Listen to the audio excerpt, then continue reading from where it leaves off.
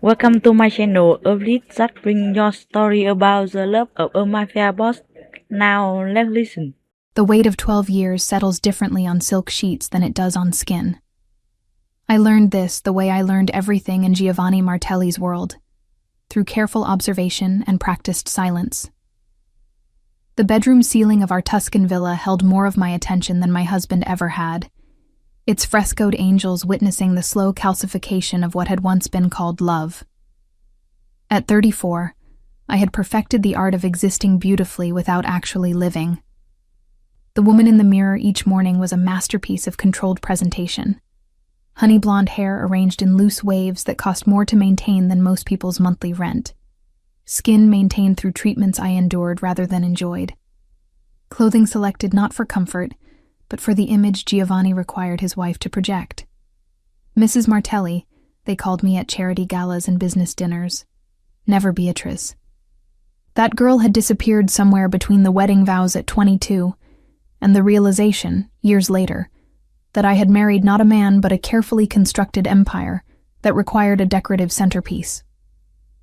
The morning light filtered through sheer curtains as I traced the pattern of damask wallpaper with my eyes, counting the repeating motifs the way I counted everything now.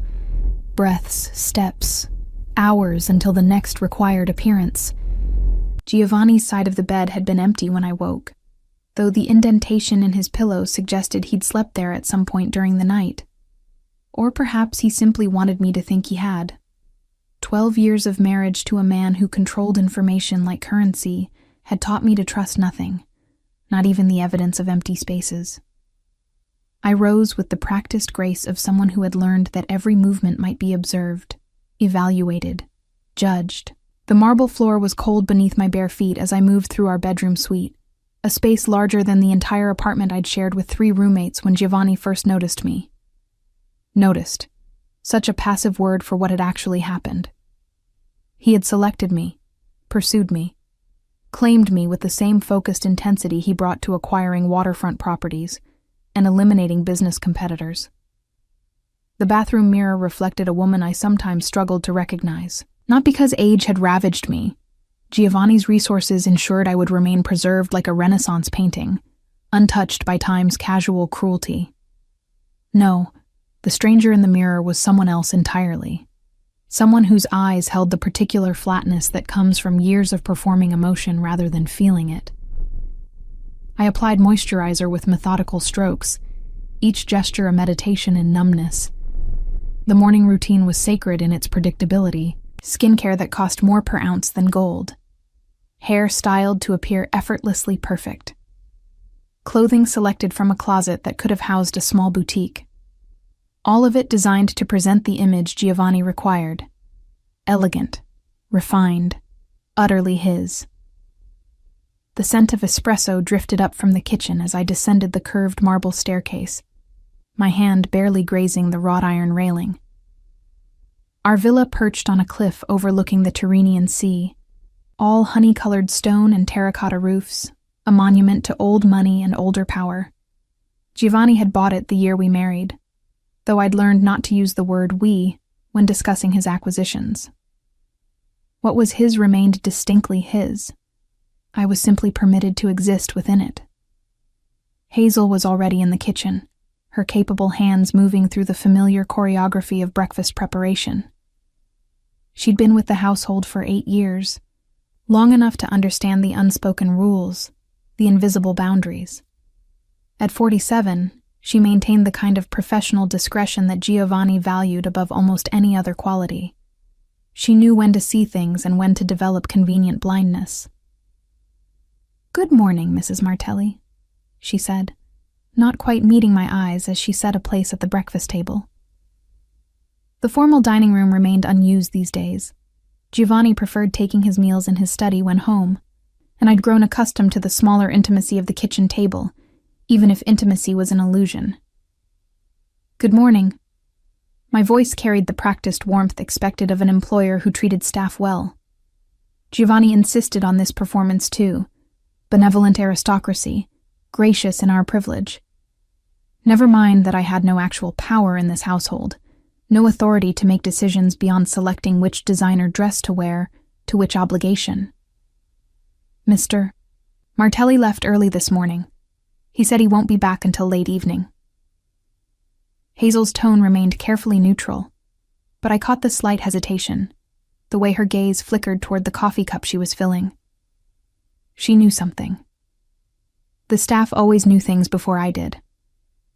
I accepted the espresso with a nod, wrapping my hands around the porcelain cup as if its warmth could reach the cold place that had taken root in my chest. Through the kitchen windows, the Mediterranean stretched endlessly blue, dotted with white sails and distant islands. Freedom existed out there, just beyond reach, mocking me with its proximity. Did he mention where? I asked, knowing the futility even as the words left my mouth. Giovanni shared his whereabouts on his own terms, if at all.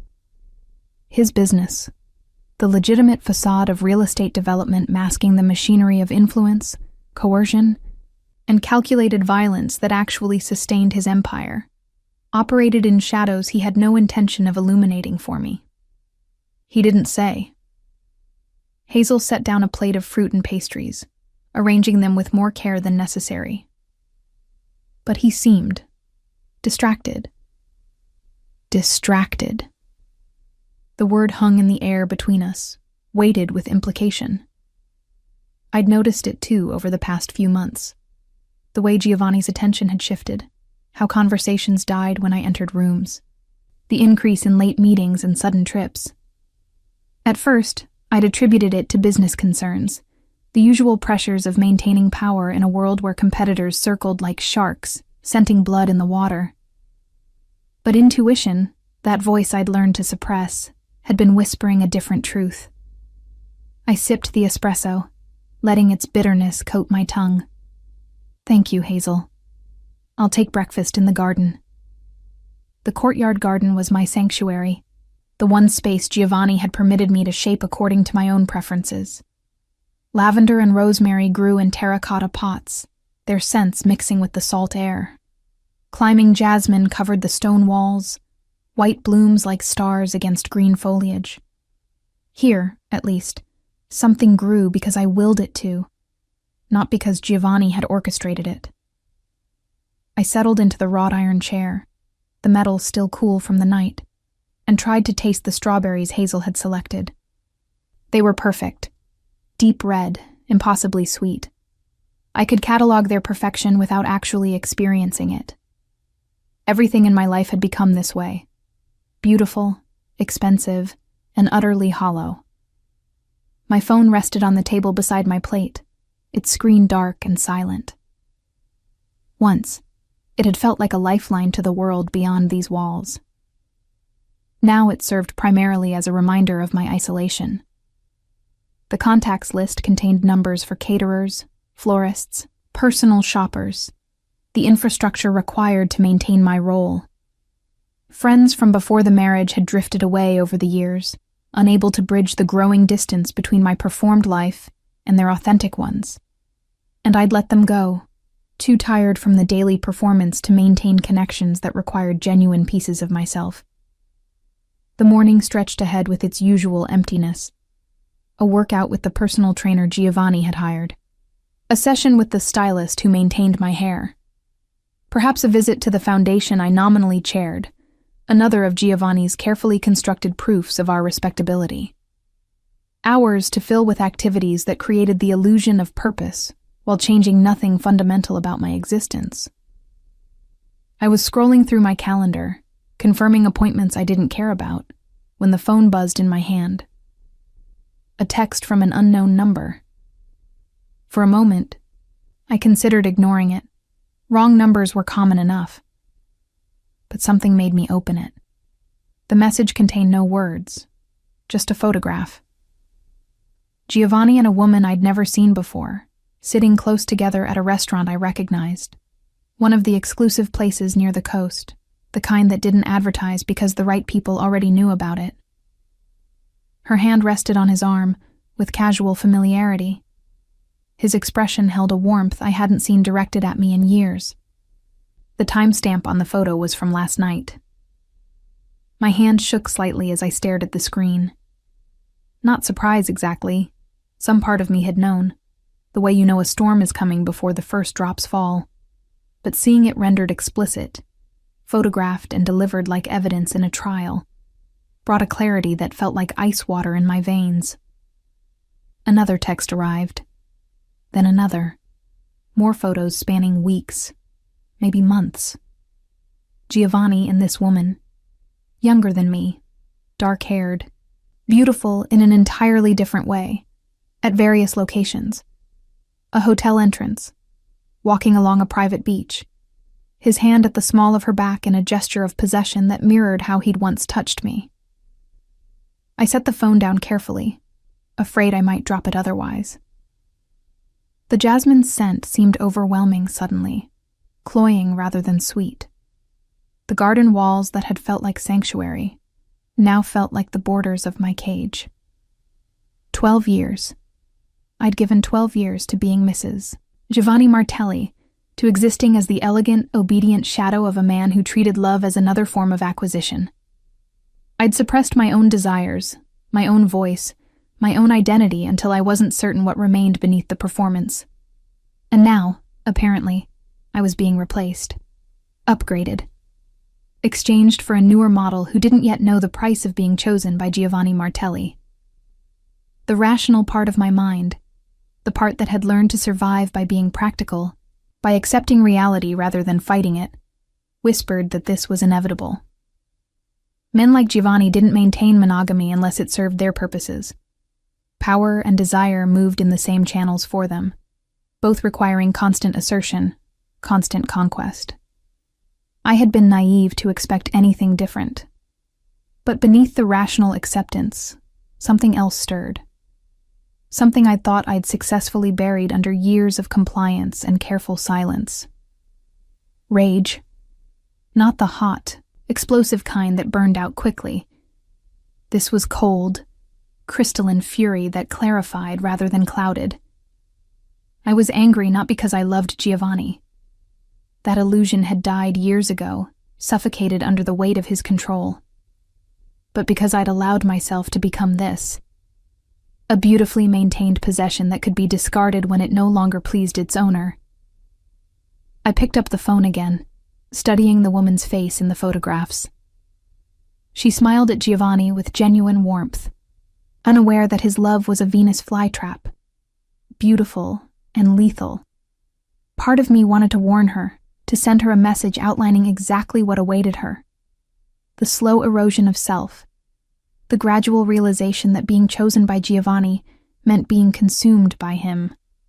But I knew she wouldn't believe me.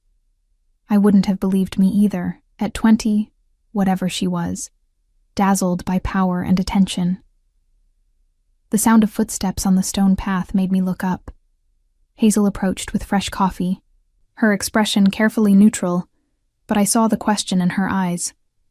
She'd noticed my stillness, the way I was staring at nothing. "Mrs. Martelli, is everything all right?" The question was genuine despite its formal delivery. Hazel had witnessed my gradual disappearance over the years, the way I'd shrunk into the role Giovanni required. She'd been kind in the small ways the situation permitted. Extra care with meals I barely ate, quiet solidarity in her continued presence. "I'm fine," I said automatically, then stopped. What was the point of lying anymore? "Actually, no, I'm not fine." I handed her the phone, watching her face as she scrolled through the images. Her expression remained controlled, but I saw the tightening around her eyes, the way her lips pressed together. She'd known. Of course she'd known. Staff always knew. "How long?" I asked.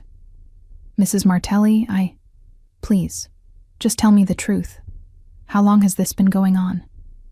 She hesitated, loyalty to Giovanni warring with something else, perhaps sympathy, perhaps simple human decency. 6 months, maybe 7. I wasn't certain at first. He's been very discreet. 6 months, half a year of performing the role of beloved wife while being replaced in private. The humiliation should have crushed me, but instead it felt liberating.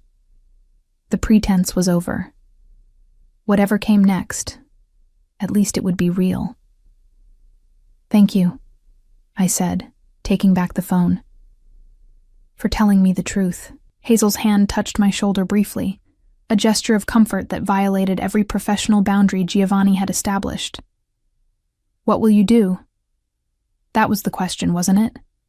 What does a woman do when she realizes she's been living in a beautiful cage for 12 years, that the man she married never saw her as a person but as a possession, that she's about to be discarded for a shinier version of the same trap? "I don't know," I admitted, "but I need to speak with him, tonight, when he comes home." If he came home.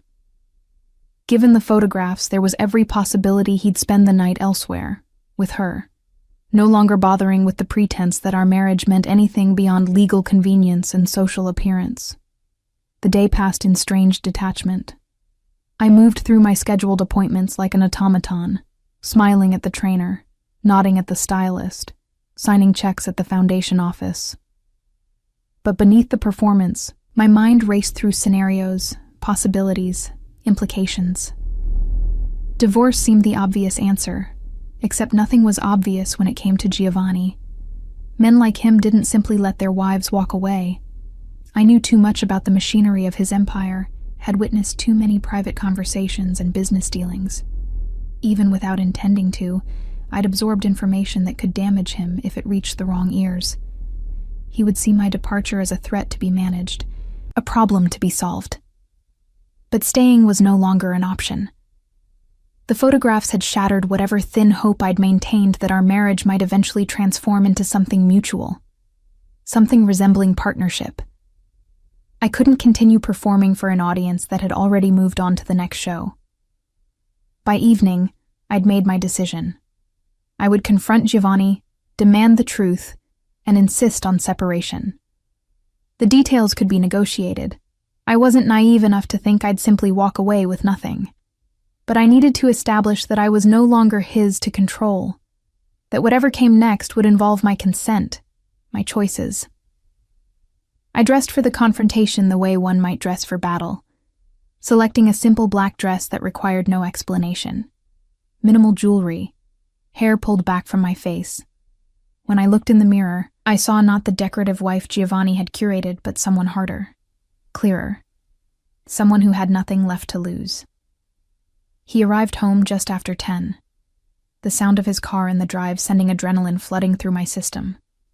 I waited in his study, surrounded by leather-bound books he'd never read, and artwork acquired for its value rather than its beauty. This was his domain, the heart of his power. Fitting that it would also be the place I reclaimed mine. Giovanni entered, still in his business suit, moving with the confident ease of someone accustomed to owning every space he occupied. He stopped short when he saw me sitting in his chair, my phone on the desk between us, screen illuminated with one of the photographs. "Beatrice." My name in his mouth sounded like a reprimand. "What are you doing in here?" "Looking at your future," I said, my voice steady despite the hammering of my heart. "Or is she your present?" "I'm having trouble keeping track of the timeline."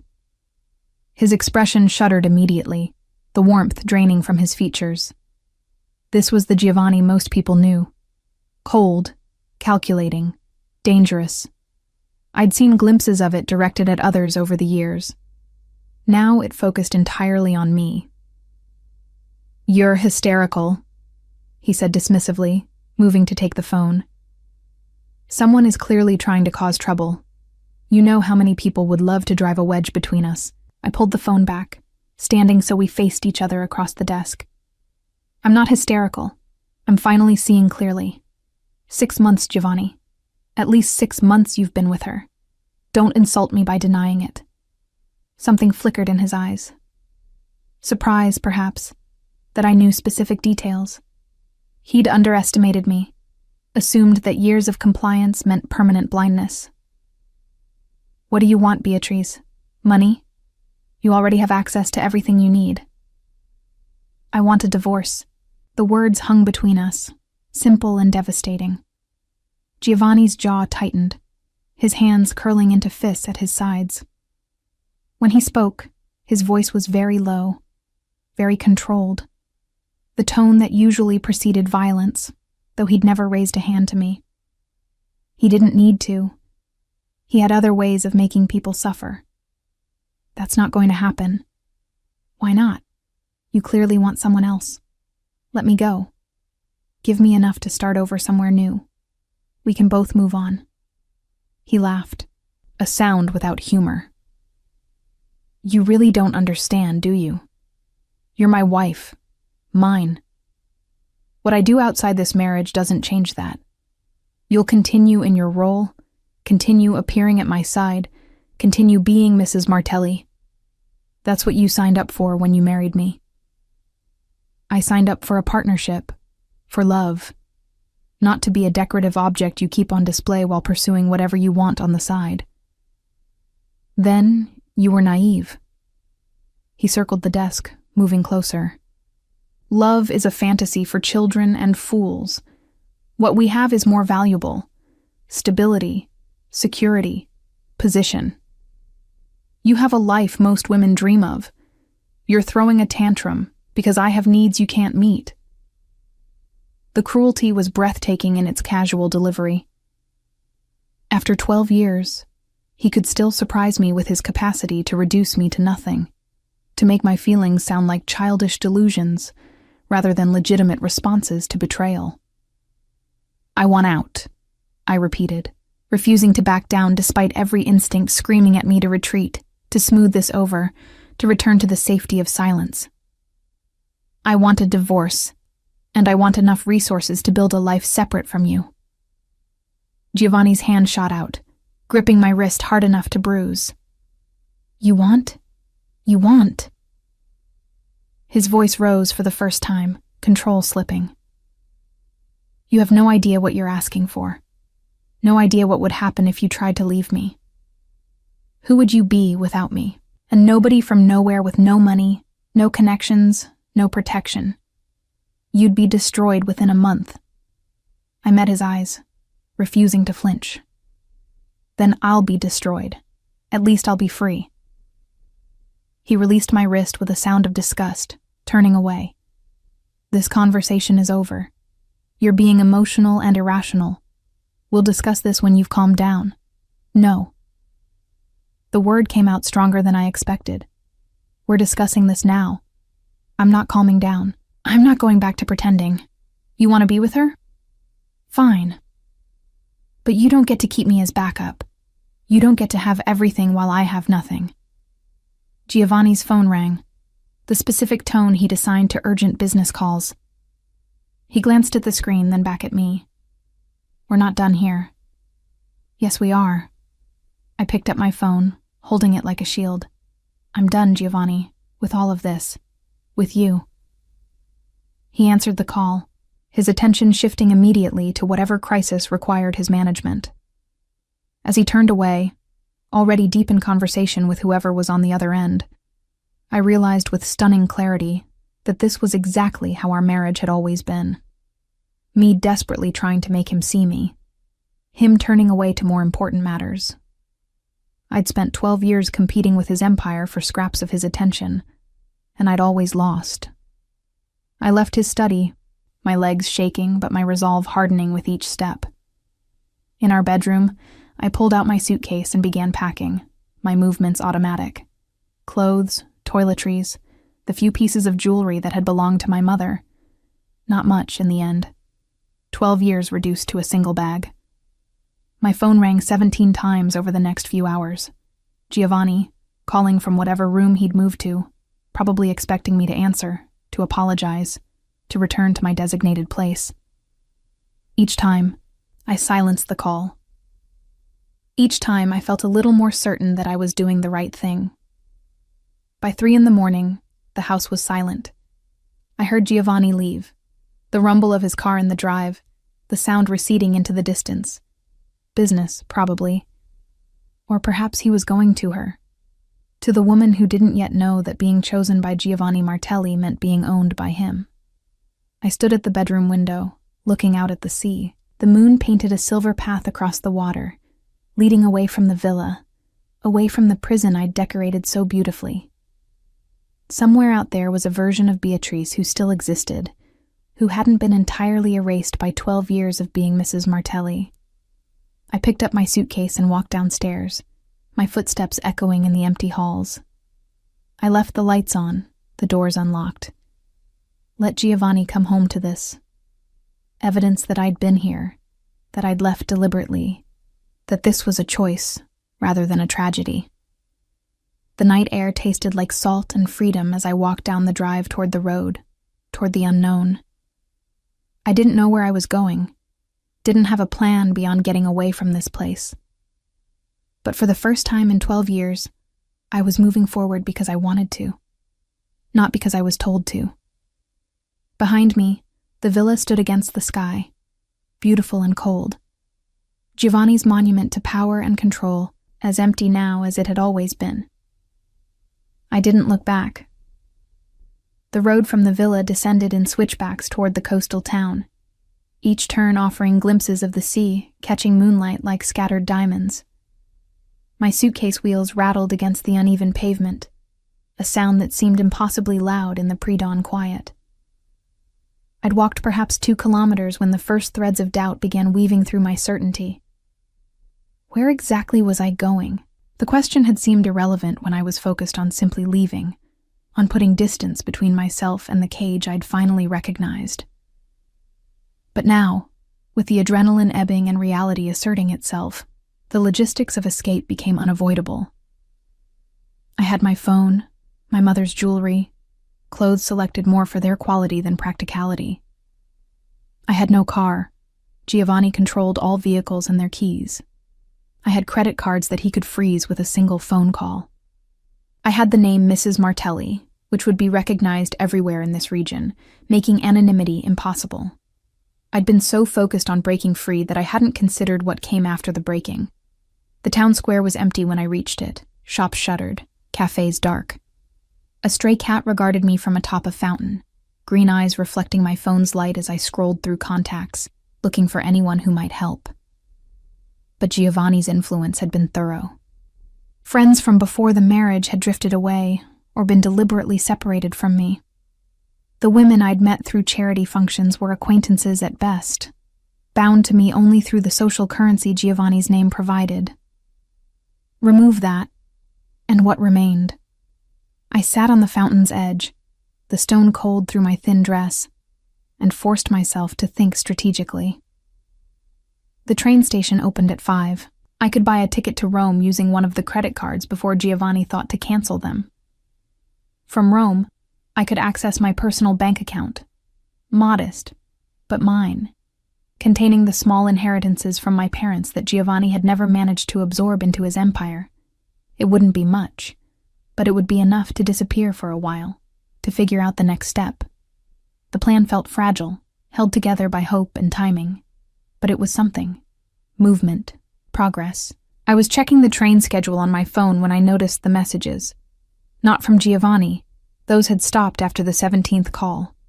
These were from Hazel, sent over the past hour. Mrs. Martelli, please let me know you're safe. He came back. He's very angry. He has people looking for you. Be careful. My hand trembled slightly as I typed a response. I'm fine. Thank you for everything, Hazel. I'm sorry to leave you to deal with the aftermath. Her reply came within seconds. Don't apologize. You did what you needed to do. But Beatrice, and here she used my name, not my title. Be very careful. He's making calls, activating his network.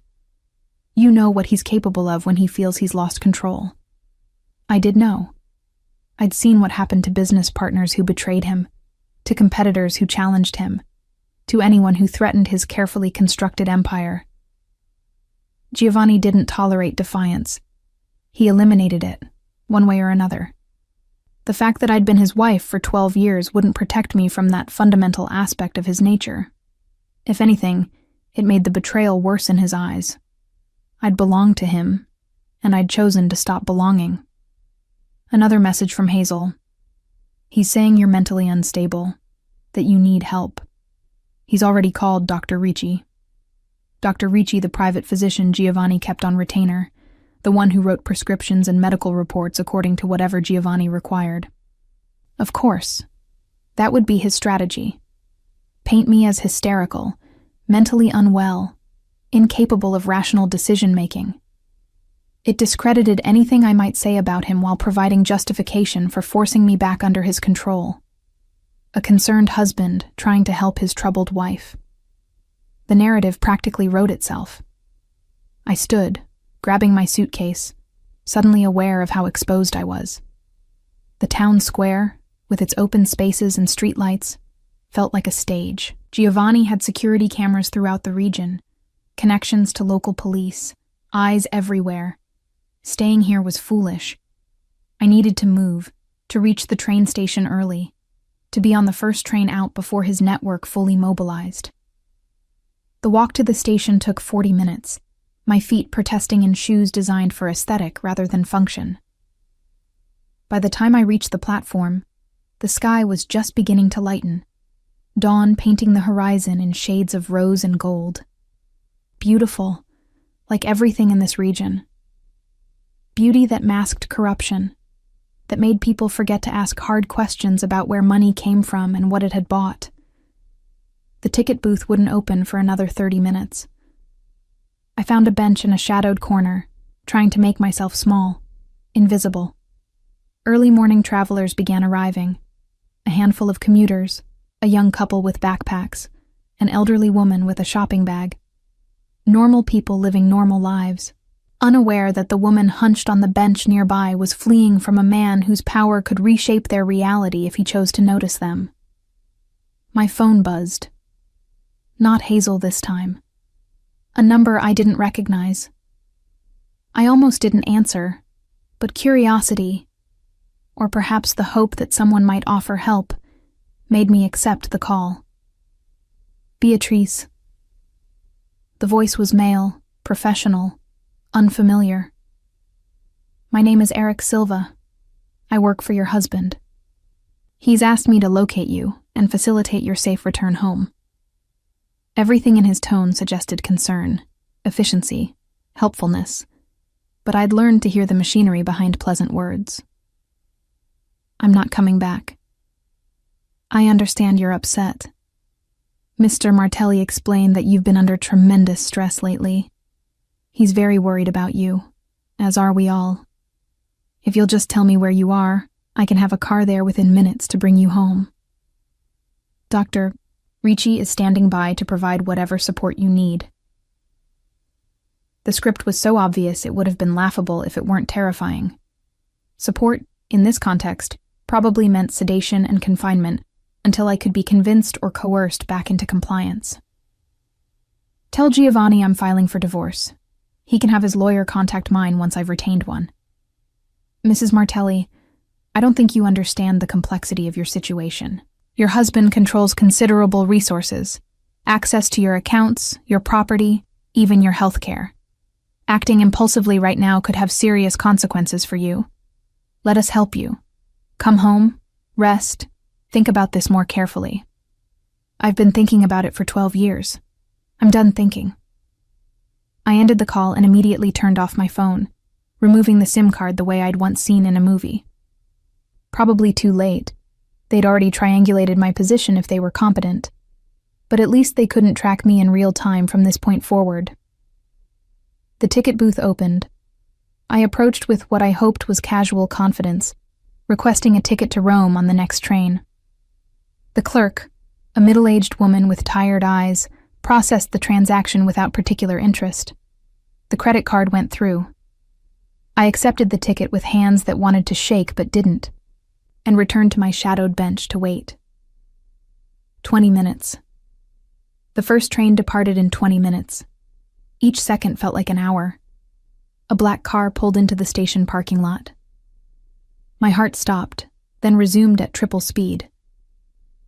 But the car disgorged only a businessman with a briefcase, hurrying toward the platform with the focused urgency of someone who traveled this route daily. Not Giovanni's people. Just coincidence. I needed to stop seeing threats everywhere, or I'd fracture before I even made it out of the region. The train appeared on the horizon, its headlight cutting through the morning mist. Relief flooded through me with physical force, making my legs weak.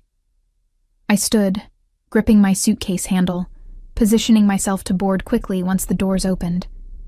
The businessman boarded first, then the young couple. I was moving toward the door when I saw him. Not Giovanni. He would never handle this personally. But one of his men, someone I'd seen at the villa during security briefings, during the parties where armed men pretended to be waitstaff. He stood at the far end of the platform, phone to his ear, scanning the crowd. His gaze passed over me once, then returned, recognition crystallizing. I stepped onto the train without looking back, moving quickly through the first car toward the second. The doors closed behind me with a pneumatic hiss that sounded like salvation. Through the window, I saw the man running toward the train, but too late. The train was already moving, gathering speed, carrying me away. I found a seat near the back of the second car, positioning myself so I could see anyone approaching from the front. My reflection in the dark window showed a woman I barely recognized, hair disheveled, dress creased, eyes too wide. Mrs. Martelli had never looked this way. Mrs. Martelli had been maintained, controlled, perfect. The woman in the window looked wild, hunted, alive. The countryside blurred past as the train accelerated. Vineyards and olive groves, ancient stone walls and terracotta roofs. The landscape of my prison, receding with each kilometer. I wanted to feel triumph, victory in having escaped the immediate threat. Instead, I felt the first stirrings of a deeper understanding. This wasn't the end of the pursuit. This was barely the beginning. Giovanni wouldn't stop because I'd made it onto a train. He had resources throughout Italy, throughout Europe. He had connections, people who owed him favors, professionals who could find anyone anywhere. My brief head start would evaporate quickly once he fully focused on the problem of my defiance. The train car was nearly empty. I watched the other passengers, a student with headphones, an elderly man reading a newspaper, a mother managing 2 young children, and wondered if any of them could be watching me. Paranoia, probably. But Giovanni had taught me that paranoia was often just pattern recognition, seeing threats that existed but hadn't yet revealed themselves. I needed a plan beyond simply running, needed allies, resources, protection. But who could protect someone from a man like Giovanni Martelli? The police? He owned enough of them to make that avenue useless. The courts? His lawyers were legendary for their ability to manipulate legal systems. Private security? Unless I could match his resources, which I couldn't, any protection I hired would be outmatched. The realization settled over me like cold water. There was no safe place. Not really. Not while Giovanni was alive and determined to maintain control over what he considered his. My phone, still powered off, sat in my purse like a grenade. I didn't dare turn it on, but I needed to eventually. Needed to access funds, make arrangements, coordinate the next steps. Each use would be a risk, a beacon announcing my location to anyone monitoring. The train stopped at a small station. More passengers boarded, including a woman in her 50s with silver-threaded dark hair and an expression of professional competence. She took the seat across from me, arranging her bag with economical movements, then pulled out a tablet and began working. Something about her felt different from the other passengers, a quality of alertness, of awareness that extended beyond her immediate task. I told myself I was being paranoid again, but when her gaze flickered toward me, lingering just a moment too long before returning to her screen, my stomach tightened. The train continued. Rome was still 2 hours away. 2 hours of increasing vulnerability, my window of advantage closing with each kilometer. I stood, intending to move to a different car, to put distance between myself and the woman whose attention felt wrong. But as I reached for my suitcase, she spoke. "Mrs. Martelli, please sit down." Her voice was calm, professional, carrying the authority of someone accustomed to being obeyed. Not aggressive, but utterly confident. I froze, hand on the suitcase handle, calculating the distance to the door, the possibility of escape.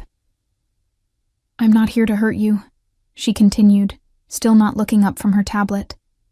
"In fact, I'm here to offer help, but we need to talk quickly. Your husband's people will be waiting at Roma Termini. You won't make it through the station." I remained standing, every muscle tense.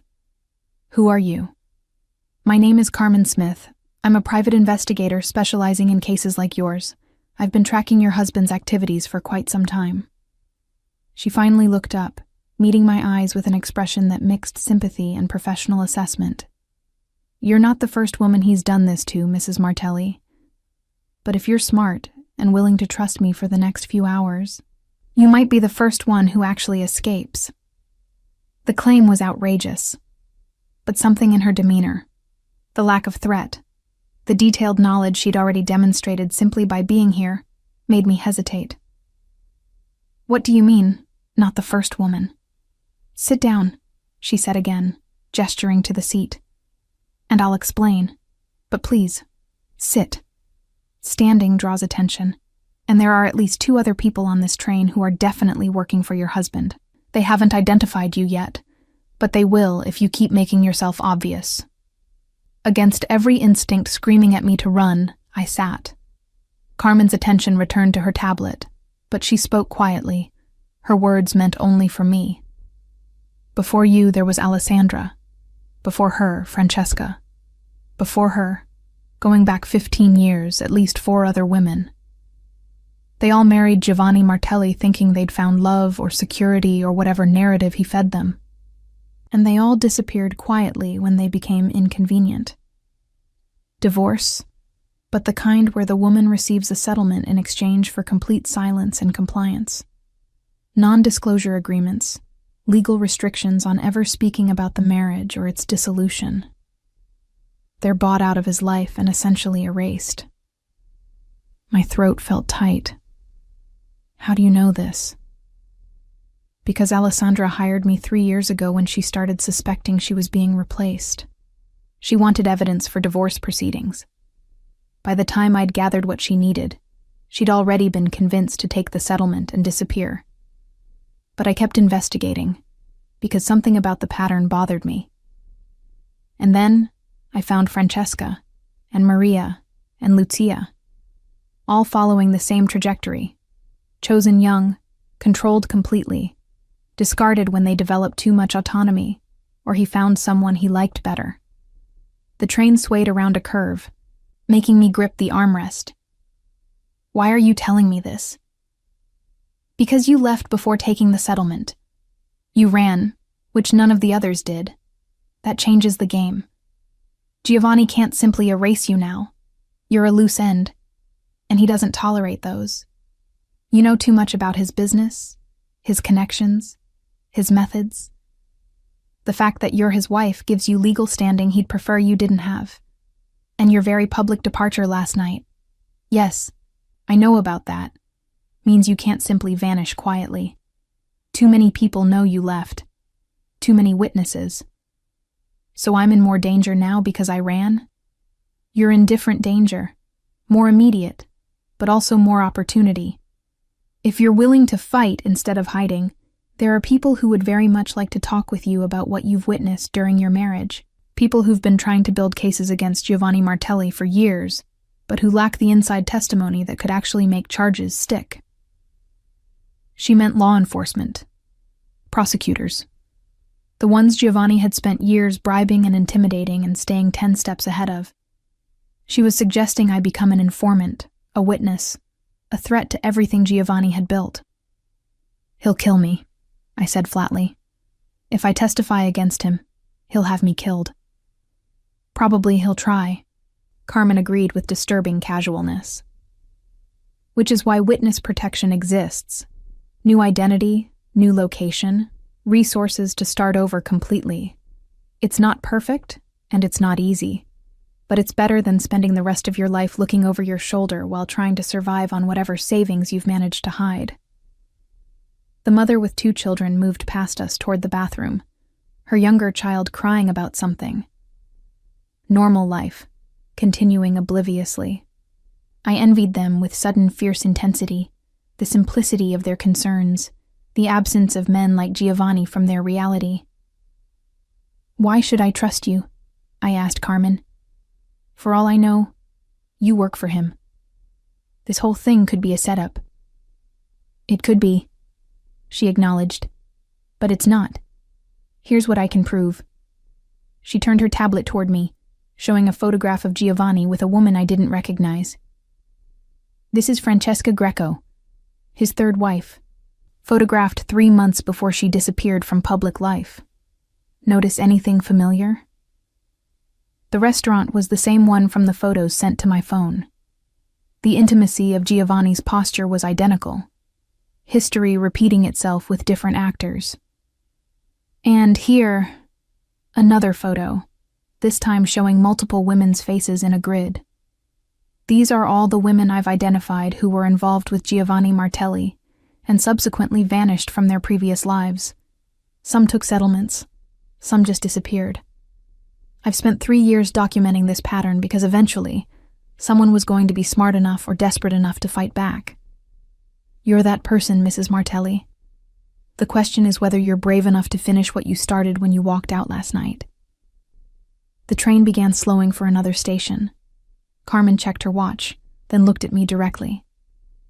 "In 10 minutes, we arrive at Civitavecchia. Your husband has people at Roma Termini, but he can't cover every small station between here and there. If you get off with me, I can have you somewhere safe within an hour, meeting with prosecutors who've been building a case against him for 18 months. They need your testimony. They need someone who's been inside his operation, who can connect financial records to actual criminal activities, who can put faces to names and names to crimes. And if I don't, if I stay on the train, then you'll be intercepted at Roma Termini. You'll be taken somewhere, probably back to the villa, possibly to a private hospital where Dr. Ricci can officially declare you mentally unfit. And this chance, this window where you actually have options, will close. Giovanni will control the narrative completely, and you'll be exactly where you were 12 hours ago, except now he'll be watching you much more carefully. The train was definitely slowing. Through the window, I could see the Civitavecchia station approaching. Decision time. Trust this woman I'd never met who knew far too much about my life, or continue alone toward a destination I now knew was compromised. Neither option felt safe, but one at least offered the possibility of fighting back, of doing more than simply running until I was caught. "Okay," I said, surprising myself. "I'll go with you." Carmen's expression didn't change, but something in her posture relaxed slightly. "Good. When we exit, walk normally. Don't run. Don't look around frantically. We're just 2 women getting off at their stop. My car's in the parking lot. Blue Fiat, 3rd row. We'll be in motion before anyone on this train can make a phone call." The train stopped.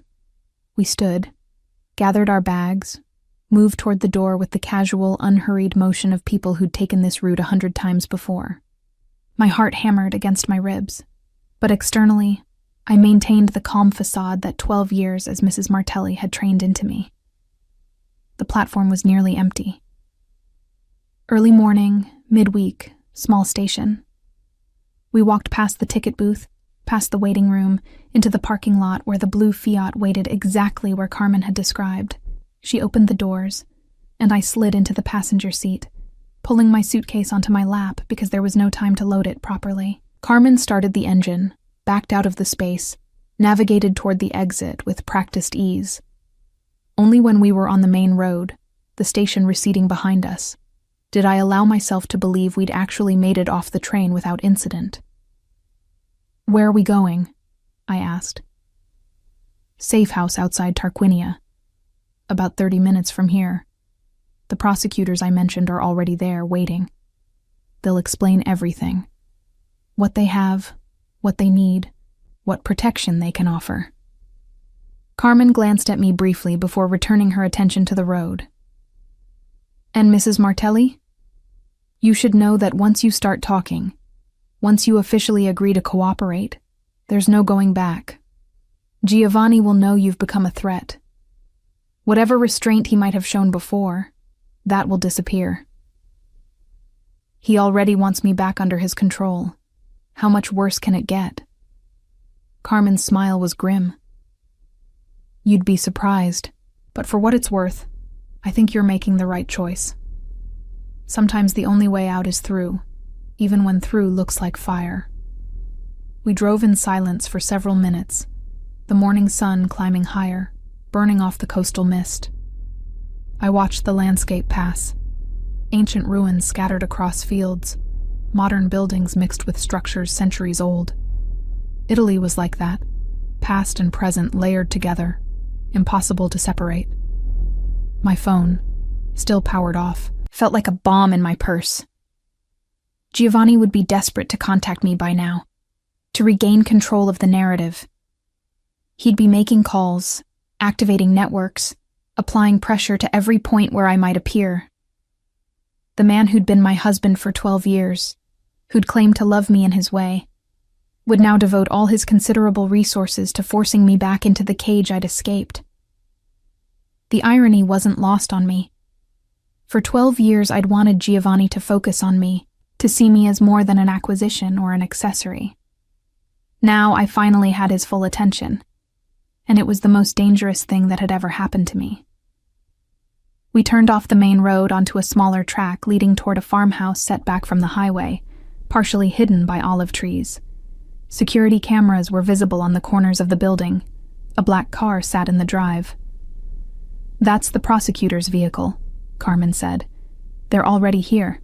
Are you ready? Was I ready to betray everything Giovanni had built? To become the evidence that might finally bring down his empire? To transform from decorative wife to dangerous witness? I thought about the photographs on my phone, about the 17 calls I'd silenced, about the woman in the restaurant who would eventually discover what I'd learned.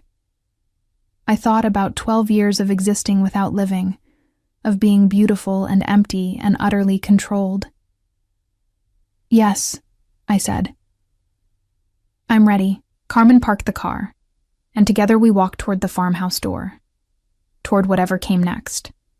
Behind us, somewhere in the distance, Giovanni was mobilizing his empire to find me. But ahead, for the first time in 12 years, was the possibility of something more than survival. Ahead was the chance to fight back. The door opened before we reached it. A man in his 40s, wearing a suit slightly rumpled from travel, extended his hand. Mrs. Martelli, he said, thank you for coming. I'm Prosecutor Antonio Greco. If you're willing to talk with us, I believe we can finally bring your husband to justice. I shook his hand, feeling the irrevocable shift from victim to threat, from possession to person. Where do we start? I asked. He smiled. At the beginning, tell us everything. The farmhouse interior smelled of coffee and old stone, comfortable in a way the villa had never been despite its luxury. Prosecutor Greco led me to a wooden table where another man sat with a laptop and recording equipment. Carmen disappeared into what looked like a kitchen, returning with espresso in mismatched cups.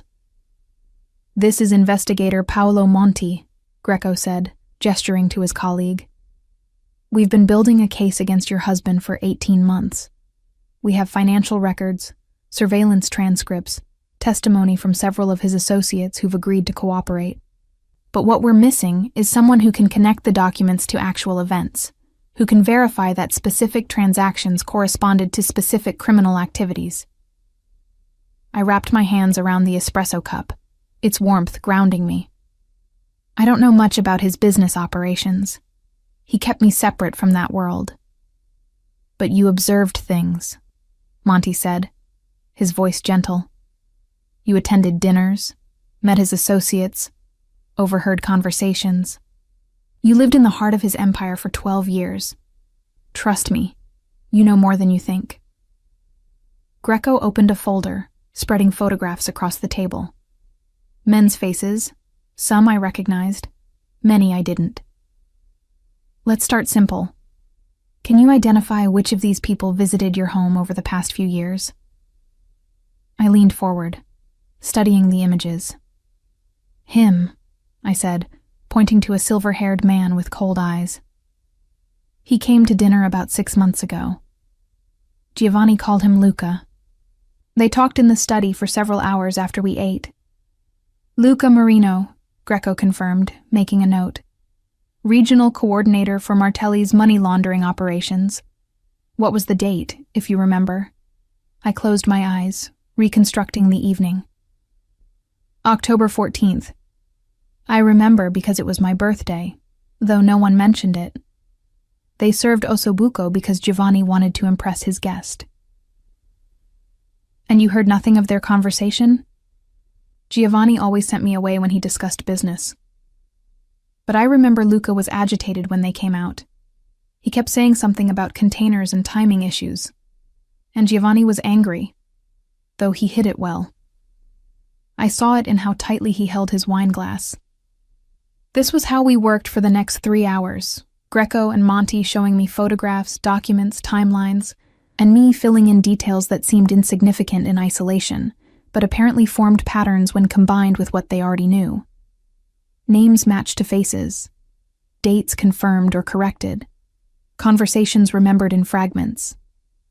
I hadn't realized how much I'd observed over 12 years of careful invisibility. All those dinners where I'd been decorative but effectively dismissed. All those business associates who'd spoken freely around me because Giovanni's wives were trained not to listen, not to question.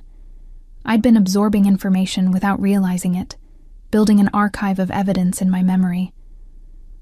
This is extraordinary, Greco said after we'd been working for hours. Mrs. Martelli, what you're providing corroborates financial transactions we could only speculate about. With your testimony, we can actually prove where money came from, where it went, who was involved. Will it be enough, I asked, to actually arrest him? To make charges stick? The prosecutors exchanged glances. With what we have now, plus your testimony, yes. We can bring charges for money laundering, tax evasion, possibly racketeering. The evidence is substantial. But Greco hesitated. I need to be honest with you about what testifying means. Your husband has excellent lawyers. A trial could take years. During that time, you'll be in witness protection, but he'll be free on bail, able to use all his resources to pressure you to recant or simply disappear. And if we lose, if he's acquitted, you'll have made an enemy of a very dangerous man while losing the legal protection that kept you relatively safe. Relatively safe, I repeated. I was never safe. I was controlled. There's a difference. I understand. I just need you to understand the risks before you commit fully to cooperation. I looked at the photographs still scattered across the table. All those men who comprised Giovanni's empire. Then I pulled out my phone, powered it on briefly to download the images that had started all this. Giovanni with Melissa. Giovanni replacing me while pretending our marriage still mattered. He's been systematically erasing women for 15 years, I said, showing them the photograph Carmen had shared on the train. I'm just the latest one. If I don't stop him, there will be more. Women who trust him, who think they're entering a marriage when they're really entering a cage. Someone has to break the pattern. Monty's expression softened. Then we'll do everything we can to protect you while we build the strongest case possible. Carmen appeared in the doorway. I hate to interrupt, but we have a situation. Someone accessed Mrs. Martelli's phone location before she powered down. They know she was in Civitavecchia 2 hours ago. Giovanni's people are expanding their search radius. How long do we have? Greco asked. Impossible to say. Could be hours, could be minutes. This safe house is secure, but the longer we stay, the greater the risk. I stood, suddenly aware of how exposed we all were. My escape had seemed dramatic at the time, walking away from the villa, buying a train ticket, believing motion equaled progress. But Giovanni's network was closing around us, narrowing possibilities with each passing hour. "Where can I go that his influence doesn't reach?" I asked, already knowing the answer. "Nowhere in Italy," Greco admitted. "His connections are too extensive here. But we have arrangements with witness protection programs in other EU countries. Once we formally enter you into protection, we can move you somewhere outside his usual operational sphere. Northern Europe, probably.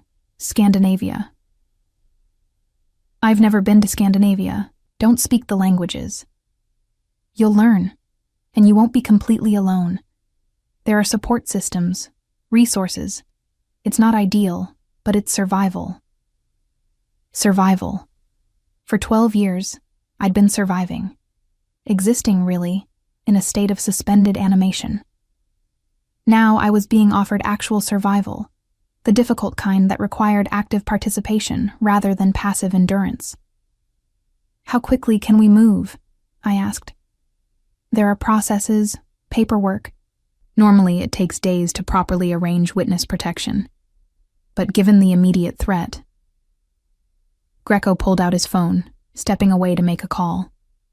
Carmen touched my elbow, guiding me toward the window where we could watch the driveway. "You're doing the right thing," she said quietly. "I know it doesn't feel like it now. It probably won't feel like it for months. But every woman Giovanni victimizes from this point forward, you'll have helped. That matters." Through the window, the olive groves swayed in afternoon wind. Somewhere beyond this isolated farmhouse, Giovanni was orchestrating my recapture. He would be methodical, strategic, applying pressure to every weak point in whatever new life I tried to build.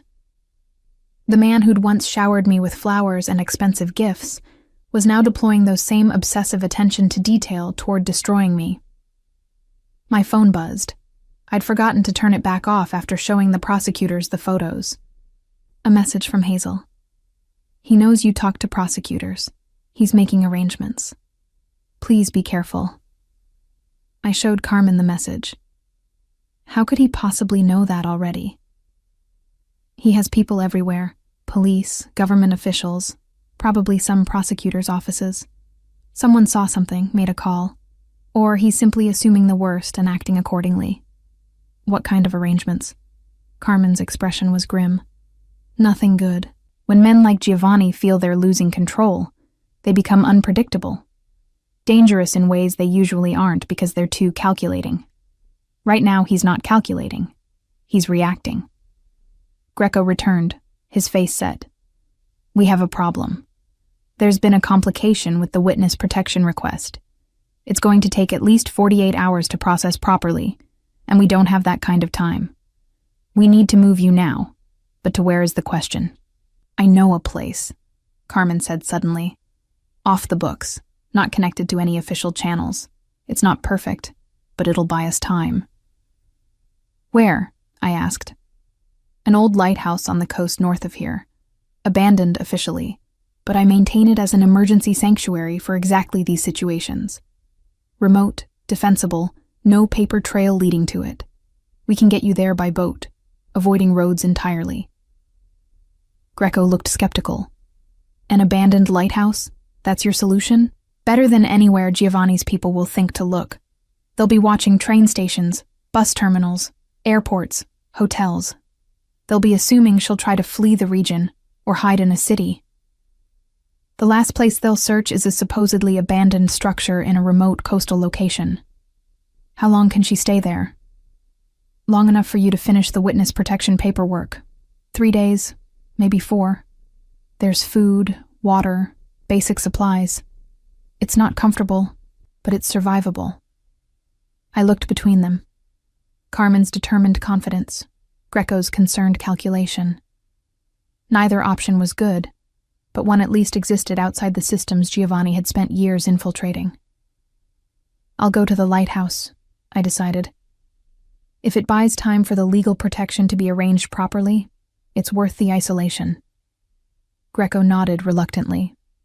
"All right, but we continue working on the official channels. And Mrs. Martelli, take this." He handed me a phone different from my own. "Secure line. It can't be tracked or monitored. You can reach me, Monty, or Carmen through programmed numbers. Don't use it except for emergencies. But if you need help, we'll know immediately. I took the phone, this new lifeline to a world I'd never imagined being part of. Prosecutors and investigators and safe houses and witness protection. This morning I'd been a trophy wife contemplating divorce. By afternoon, I'd become a state witness hiding from a criminal empire. We need to move now, Carmen said. Every minute we delay increases the risk. We gathered quickly. My suitcase, some additional supplies Monty pulled from a storage closet, bottles of water. The prosecutors would stay behind to continue their work. Carmen and I would drive to a small marina where she had a boat waiting. As we prepared to leave, Greco caught my arm. Mrs. Martelli, Beatrice, what you're doing requires tremendous courage. I want you to know that. Many people talk about wanting justice, but few are willing to pay the price it demands. Thank you. I didn't feel courageous. I felt terrified and improvising and desperately hoping I wouldn't be dead within a week, but I nodded, accepting his words because he needed to give them even if I couldn't fully receive them. Carmen drove fast but carefully, taking back roads I didn't recognize, checking her mirrors constantly. If we're being followed, I'll know, she said. I've done this enough times to recognize the signs. How many women have you helped escape dangerous marriages? You'd be surprised. Or maybe you wouldn't. There's an entire infrastructure for this. Safe houses, emergency transport, lawyers who specialize in protective orders. Most women don't need witness protection, just a clean break and legal barriers. But every few years, someone like you comes along. Someone married to the kind of man who doesn't accept loss. Those cases are more complicated. Do they usually survive?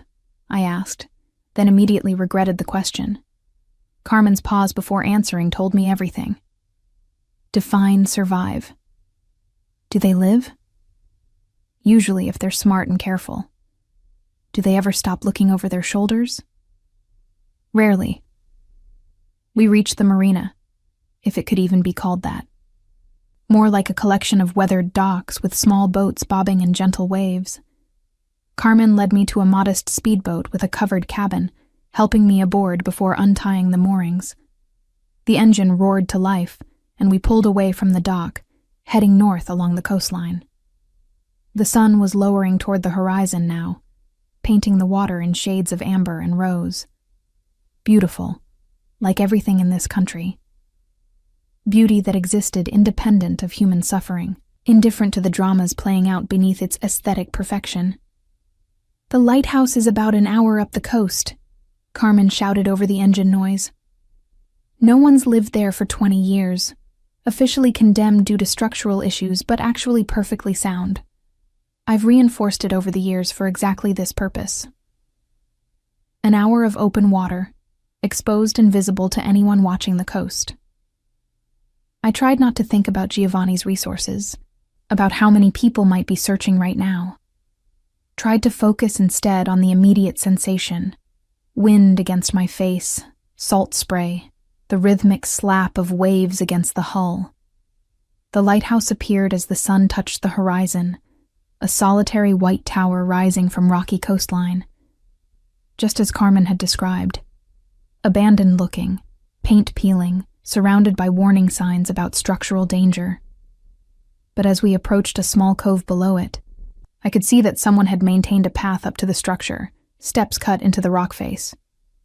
Carmen cut the engine, letting us drift into the cove before dropping anchor. From here we climb. Can you manage your suitcase? I looked at the path, steep and precarious. I'll manage. We secured the boat and began ascending, Carmen moving with practiced confidence while I struggled behind her, my dress and inappropriate shoes making every step treacherous. By the time we reached the lighthouse entrance, I was breathing hard, and my hands were scraped from grabbing at rocks for balance. Carmen unlocked a heavy door, new hardware despite the aged appearance, and led me inside. The lower level had been converted into living quarters. Simple but functional. A bed, a table, storage crates containing supplies, a chemical toilet in one corner.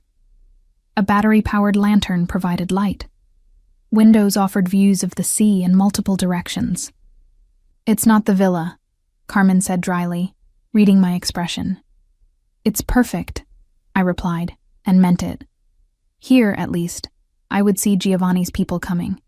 Here, I controlled the space rather than being controlled by it. Carmen showed me the supplies: non-perishable food, water, basic first aid, the secure phone Greco had given me. "I'll check on you tomorrow evening. If you need anything before then, use the phone. But try to stay off it.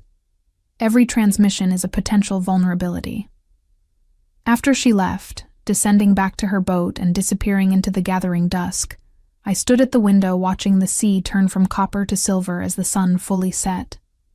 Alone for the first time since leaving the villa, I allowed myself to fully feel the enormity of what I'd done.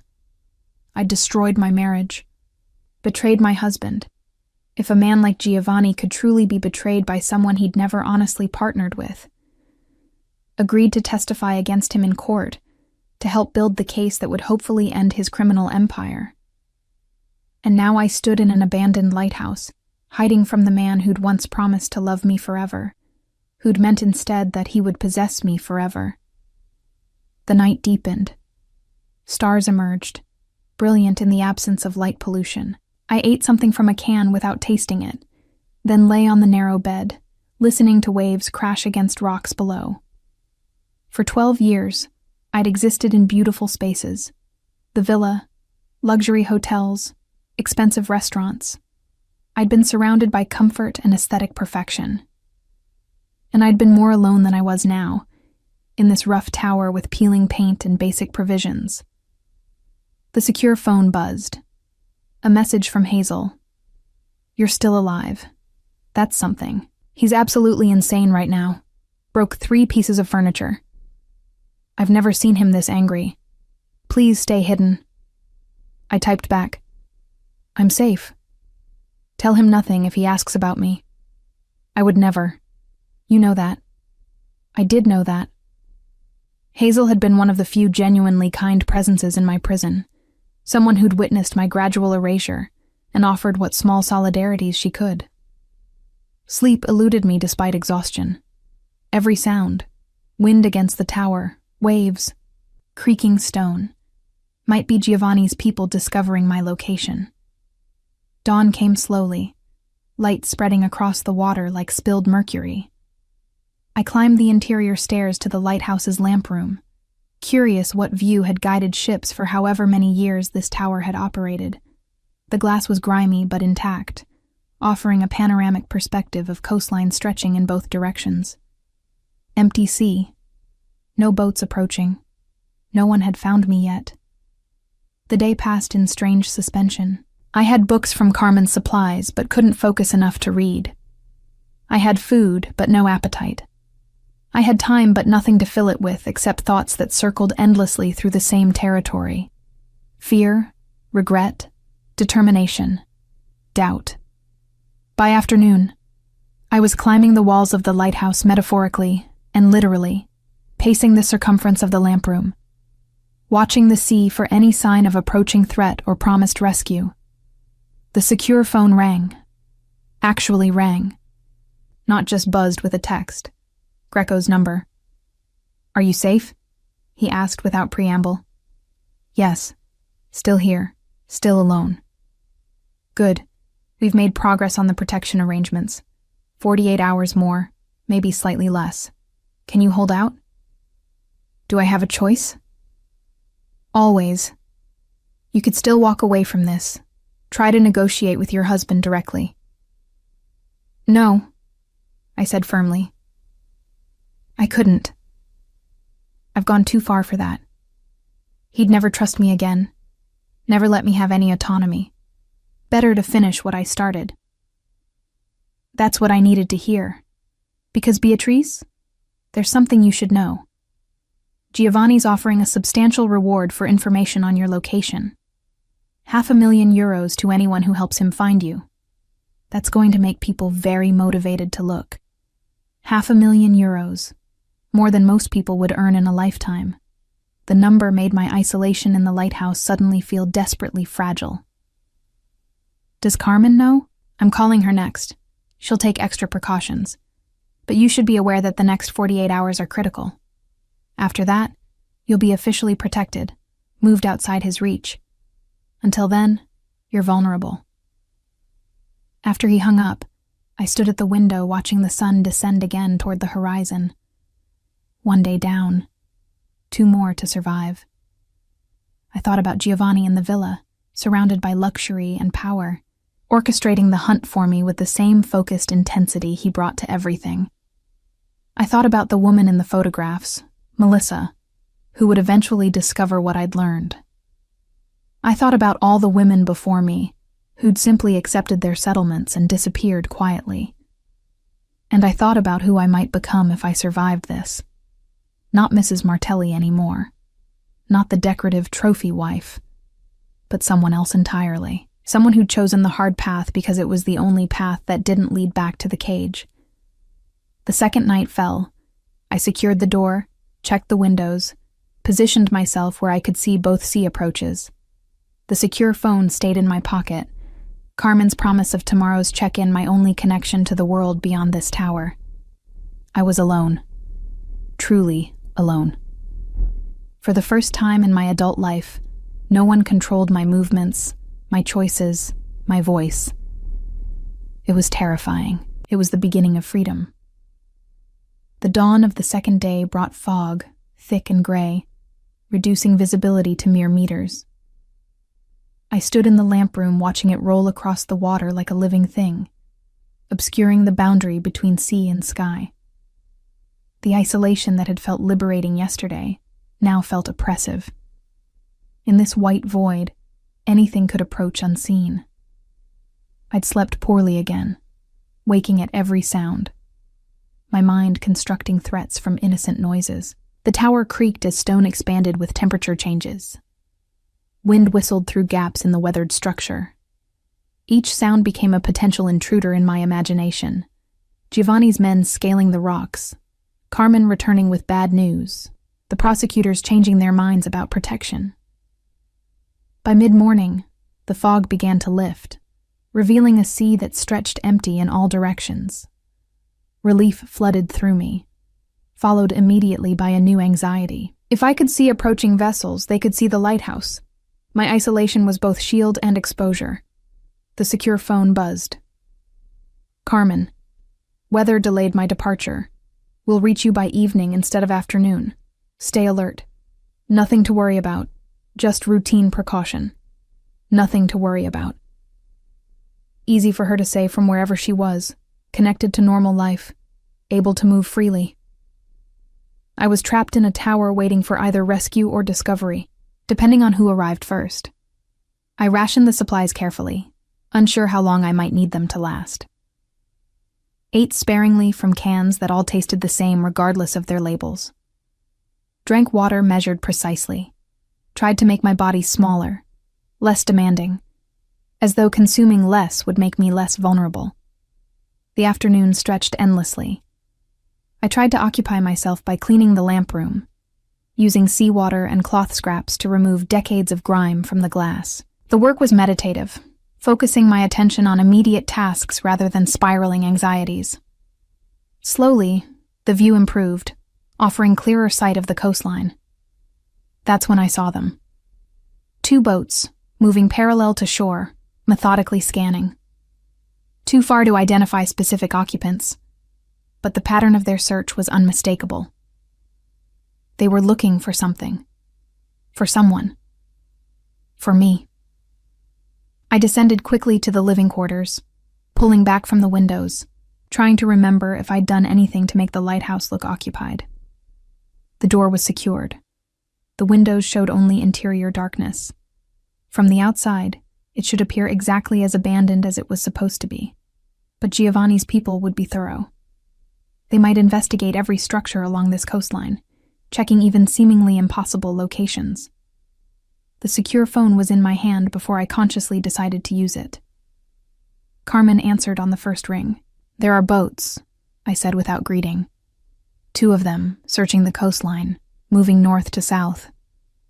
How far from your location? Maybe 2 kilometers. I can see them clearly through the lamp room glass. Get down from the lamp room. Stay low, away from windows. Don't use lights after dark. I'm leaving now, but I'm at least 90 minutes away. You need to stay invisible until I arrive. What if they decide to investigate the lighthouse? Then you hide. There's a storage compartment built into the floor beneath the bed. I showed you yesterday, remember? It's small, but you'll fit. If they come ashore, you get in there and don't make a sound no matter what you hear. The storage compartment. I'd noticed it during Carmen's tour but hadn't fully registered its significance. Now it loomed in my mind as simultaneously salvation and tomb, a space barely large enough for a person to curl into, designed for exactly this scenario. Carmen, I'm scared. Good. Fear keeps you alert, but don't let it paralyze you. You've survived this long by being smart. Keep being smart for 90 more minutes. After she disconnected, I stood frozen, mind racing through options. The boats were still distant, their search pattern methodical, but not yet focused on this specific section of coast. They might pass by without stopping, or they might investigate every potentially useful landmark. I moved the bed, revealing the storage compartment beneath. The space was perhaps 1 meter square and half a meter deep, large enough to hold a person in fetal position, small enough to be nearly undetectable. Carmen had provisioned it with a bottle of water and a flashlight, though using light while hiding would defeat the purpose. If I went into that space, I would be blind and deaf to what happened above me, vulnerable to being discovered while unable to defend myself or escape. But the alternative, being visible when Giovanni's people arrived, was infinitely worse. I returned to the window, watching the boat's progress. They'd covered perhaps 1/3 of the distance, moving slowly. But something about their pattern had changed. One boat had separated from the other, angling closer to shore. My phone buzzed again. Hazel this time. He's mobilized everyone, every person who owes him anything. The reward is now 1 million euros. Please be careful. 1 million euros. The number was absurd, devastating. At that price, even people with no connection to Giovanni's empire would be motivated to search. Every fisherman, every coastal resident, every person struggling financially would suddenly have an incentive to look for a woman matching my description. I typed back quickly, I know, I'm hiding. Thank you for the warning. The separated boat was definitely approaching now, heading toward the rocky cove below the lighthouse. My heart began racing, adrenaline flooding my system with the urgency to run, despite having nowhere to run to. I grabbed my suitcase, the secure phone, a bottle of water, moved back toward the bed and the compartment beneath it. Hesitated. Once I went into that space, I was committed. I couldn't reassess, couldn't change strategy. I would simply have to wait in darkness, hoping the searchers would find nothing and move on. The sound of an engine cutting reached me even through the tower's thick walls. They'd reached the cove. I lowered myself into the compartment, pulling the suitcase in after me, trying to make everything fit in the cramped space. The bed frame had been designed to sit flush with the floor when lowered, concealing the compartment completely. I reached up, guided the frame back into place, and was plunged into absolute darkness. The space was smaller than I'd remembered. My knees pressed against my chest. My head was bent at an uncomfortable angle. The air was already feeling close, thick with the scent of stone and earth and my own fear sweat. I could hear my heartbeat pounding in my ears, so loud I was certain it would give me away. Tried to control my breathing, to make each inhale and exhale silent and shallow. Tried not to think about being trapped in this space if something happened to Carmen, if she didn't arrive, if the storage compartment's mechanism somehow failed. Footsteps on the stairs outside the tower. Voices, male, speaking Italian I could barely hear through the stone in the bed frame. The door rattled as someone tried it, then a heavier sound. something being used to force it open. They were coming inside. I pressed my hand over my mouth, terrified that even my breathing might be audible. The compartment was utterly dark. I couldn't see my hand in front of my face, couldn't do anything but listen and wait and hope. More footsteps, multiple people now, moving through the lower level. Something scraped across the floor, furniture being moved, voices directly above me, words I couldn't quite distinguish, but tones I understood. Frustration, thoroughness, determination. They were searching the space systematically. A weight settled onto the bed above me. Someone sitting down. The frame creaked, pressing slightly lower. I held absolutely still, not daring even to adjust my cramped position. Sweat ran down my face. The urge to cough built in my throat. The dusty air, the stress, my body's determined rebellion against this forced stillness. Nothing here. One voice said clearly, close enough now that I could understand. Just an empty tower like every other abandoned structure we've checked. Let's check the upper levels anyway. Be thorough. Footsteps ascending the interior stairs. More sounds from above, muffled through stone. I remained frozen in my dark box, minutes stretching into what felt like hours. Eventually, the footsteps returned, descending. The voices moved away from directly above me. The doors sound again, then silence. I wanted desperately to believe they'd left. But I'd learned not to trust obvious conclusions. I waited, counting seconds, controlling my breathing, listening for any indication that someone had stayed behind while others had left. 10 minutes. 20. The urge to move, to escape the crushing confines of the compartment, was becoming unbearable. But still, I waited. When my phone buzzed in the darkness, I nearly screamed, fumbled for it with cramped fingers, the screen's glow painfully bright in the absolute dark. Carmen, I see the boat leaving your cove. Are you safe? I couldn't type while contorted in the storage space.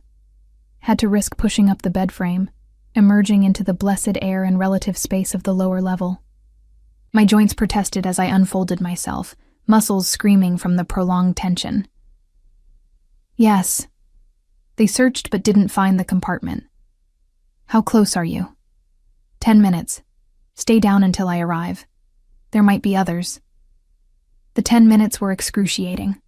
I sat on the floor with my back against the wall, the bed frame still displaced, the storage compartment visible like an open mouth in the floor. Every sound from outside might be another boat arriving, another search team. But I couldn't bring myself to return to that dark space unless absolutely necessary. When I finally heard Carmen's engine approaching, relief nearly buckled my knees. I watched from the window as she navigated into the cove, tied off, began ascending the rocky path. She found me sitting on the floor, trembling despite my best efforts at control. They were here, I said unnecessarily. They searched. I was in the compartment. I know. I saw their boat leaving as I approached. She knelt beside me, her expression serious. Beatrice, we need to move you tonight. Giovanni's people are being more thorough than I anticipated. This location was safe when it was one possibility among hundreds. Now that they've actually been here and searched, they might return with different equipment, with people who know about hidden compartments. Where can we go? I have one more option, more risky because it's not isolated, but paradoxically safer because of that. A small hotel in a tourist town north of here. You'll be one person among hundreds. Giovanni's people can't search every tourist without drawing attention they don't want. Won't they be watching hotels? The obvious ones, yes. But this is a family-run place. 20 rooms. Caters mostly to hiking tourists. You'll be registered under a false name, paying cash. As long as you stay in your room and avoid attracting notice, you should be invisible. It was another roll of the dice, another risk. but staying in the lighthouse after it had been searched felt infinitely more dangerous. How long until witness protection is ready? Carmen checked her phone. Greco says another 36 hours, day and a half. If we can keep you hidden that long, you're safe. If. Such a small word, carrying such weight. Let's go, I decided, before another search boat decides to circle back. We descended to Carmen's boat as the sun began its descent toward the horizon, turning the water to liquid fire. I took one last look at the lighthouse, the tower that had been both sanctuary and trap, where I'd spent 2 days existing in suspension between one life and another. The boat ride north took an hour, following the coastline as darkness fell. Carmen kept the running lights off, navigating by GPS and memory. We passed other vessels occasionally, fishing boats returning to port, pleasure craft heading toward harbors. Normal life, continuing obliviously. The town Carmen had mentioned appeared as lights scattered across a hillside, small and picturesque, the kind of place tourists visited to experience authentic Italy before returning to their actual lives. We docked at a marina, walking up into the town like any other travelers arriving late. The hotel was exactly as Carmen had described, family-owned, modest, tucked onto a side street away from the main plaza. The elderly woman at the desk barely looked at us, accepting Carmen's cash for a 3-night stay, registered under the name Rosa Bianchi. The room was small but clean, with a window overlooking a courtyard. Nothing like the villa's luxury, but it had something the villa never had, a lock I controlled. "I'll be in the next town over," Carmen said, handing me yet another phone. This one a basic burner, untraceable. "If something goes wrong, if you need to leave immediately, call the top number. I'll be here within 30 minutes. After she left, I stood at the window watching the courtyard below. A cat prowled the perimeter. A couple argued quietly on a balcony. Normal human drama, small and manageable. I was so close to making it. 36 hours until official protection, until Giovanni's reach couldn't extend. 36 hours of remaining invisible in plain sight. I ate from the room service menu, simple pasta, unremarkable wine. Showered in the tiny bathroom, washing away days of fierce sweat and accumulated stress. Dressed in the hotel's provided bathrobe, and finally allowed myself to fully acknowledge the exhaustion that had been building since I walked out of the villa 72 hours ago. 72 hours. Only 3 days since I'd been Mrs. Giovanni Martelli. Trophy wife, decorative possession. In that brief span, I'd become a fugitive, a witness, a woman whose testimony could dismantle an empire. The change felt both impossibly fast and achingly slow, as though I'd been preparing for this rupture across 12 years of captivity without consciously knowing it. My phone buzzed, the burner Carmen had given me, but the number wasn't hers. Giovanni. Somehow, he had this number already. Impossible. Unless someone had seen us, followed us, reported our location. Unless the chain of safety I'd trusted was already compromised. I stared at the screen, watching it ring. Giovanni's name a threat in digital letters. I should have ignored it. Every survival instinct screamed not to answer. But 12 years of training, of answering when Giovanni called, of compliance and performed obedience, made my thumb accept the call before conscious thought could stop it. Beatrice. His voice was calm, controlled, utterly devoid of the anger Hazel had described, which somehow made it more terrifying. "We need to talk." "How did you get this number? Does it matter?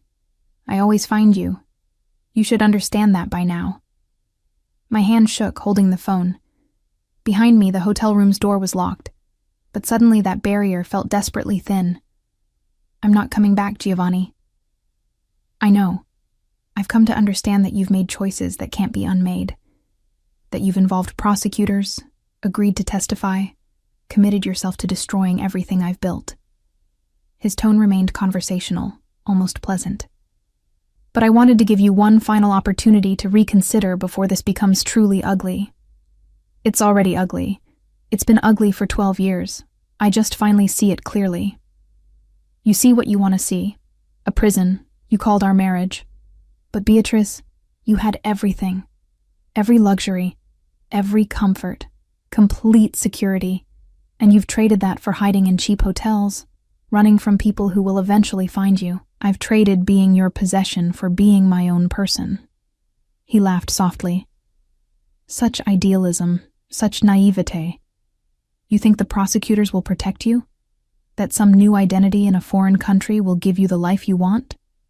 You'll spend every day looking over your shoulder, wondering if that stranger in the cafe works for me.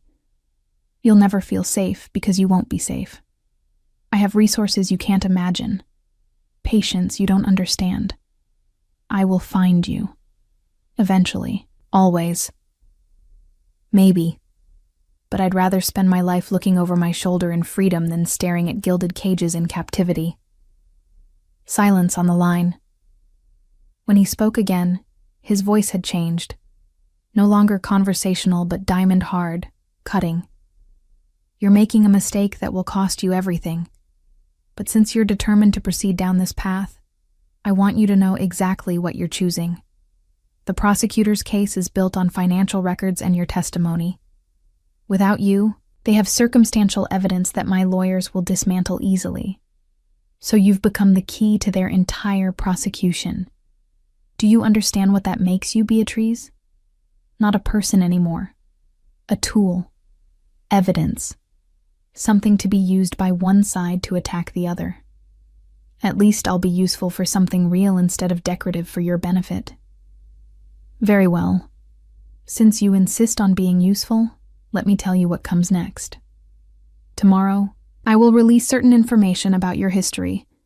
Medical records, psychological evaluations, documentation of instability. By the time my lawyers finish, you'll be an unreliable witness with credibility destroyed. The prosecutors will drop you because you've become more liability than asset. And then you'll be alone, Beatrice. Truly alone. No legal protection, no resources, no leverage. Just a woman who betrayed her husband and lost everything in the process. The threat was so calculated, so comprehensive, it took my breath away. Giovanni had always been strategic, but now that strategy focused entirely on destroying me. I'll take my chances with the truth. There's no truth, Kara, only competing narratives, and mine has 12 years of careful construction behind it. Yours has 3 days of desperation. He paused. Last chance. Come home. We'll say you were ill, that stress and hormonal changes caused temporary instability. Dr. Ricci will document it all. You can return to your life, and we'll never speak of this again. My life? You mean your possession. Is there a difference? He said it like a genuine question, as though 12 years hadn't taught him that women were people rather than objects. Think carefully, Beatrice. Think about what you're throwing away. Think about how this ends for you. The line went dead. I stood holding the phone, my whole body shaking now. Not from fear, but from rage so pure it felt like electricity in my veins. He was right about some things. I would never feel completely safe again. The prosecutors were using me as much as Giovanni had, just for different purposes. My life from this point forward would be defined by choices made in these terrible days. But at least they would be my choices. My testimony. My voice, speaking truth that I'd spent 12 years being trained to suppress. I would rather live in uncertainty as myself than in certainty as Giovanni's creation. The next 36 hours stretched ahead like a dark tunnel. At the end was either freedom or destruction. There was no way to know which until I reached it. But I would reach it on my own terms, moving forward under my own power. For the first time in 12 years, that mattered more than safety. The morning came with sunlight filtering through cheap curtains, casting stripes across the hotel room floor. I'd barely slept, my mind replaying Giovanni's call on an endless loop, analyzing each threat for weakness, searching for cracks in his comprehensive strategy to destroy me. 24 hours. Just 24 more hours until Greco's protection came through. Until I could disappear into a new identity somewhere Giovanni's influence couldn't reach. The burner phone remained silent. Neither Carmen checking in, nor Giovanni calling back. The silence felt ominous rather than peaceful, a held breath before violence. I stayed in the room, ordering breakfast from the hotel's limited menu, eating mechanically while watching the courtyard through the window. Normal life continued below. Tourists planning their day, elderly locals sitting with morning coffee, children playing in the fountain. A world that existed parallel to mine, touching but never intersecting. By noon, the isolation was becoming unbearable. I'd spent 3 days hiding. First in a lighthouse, now in a hotel room. The walls were closing in, the air feeling thick and recycled. But leaving the room meant risk, meant being visible, potentially recognizable. I compromised by opening the window, letting in street sounds and fresh air. The town had a market day, apparently.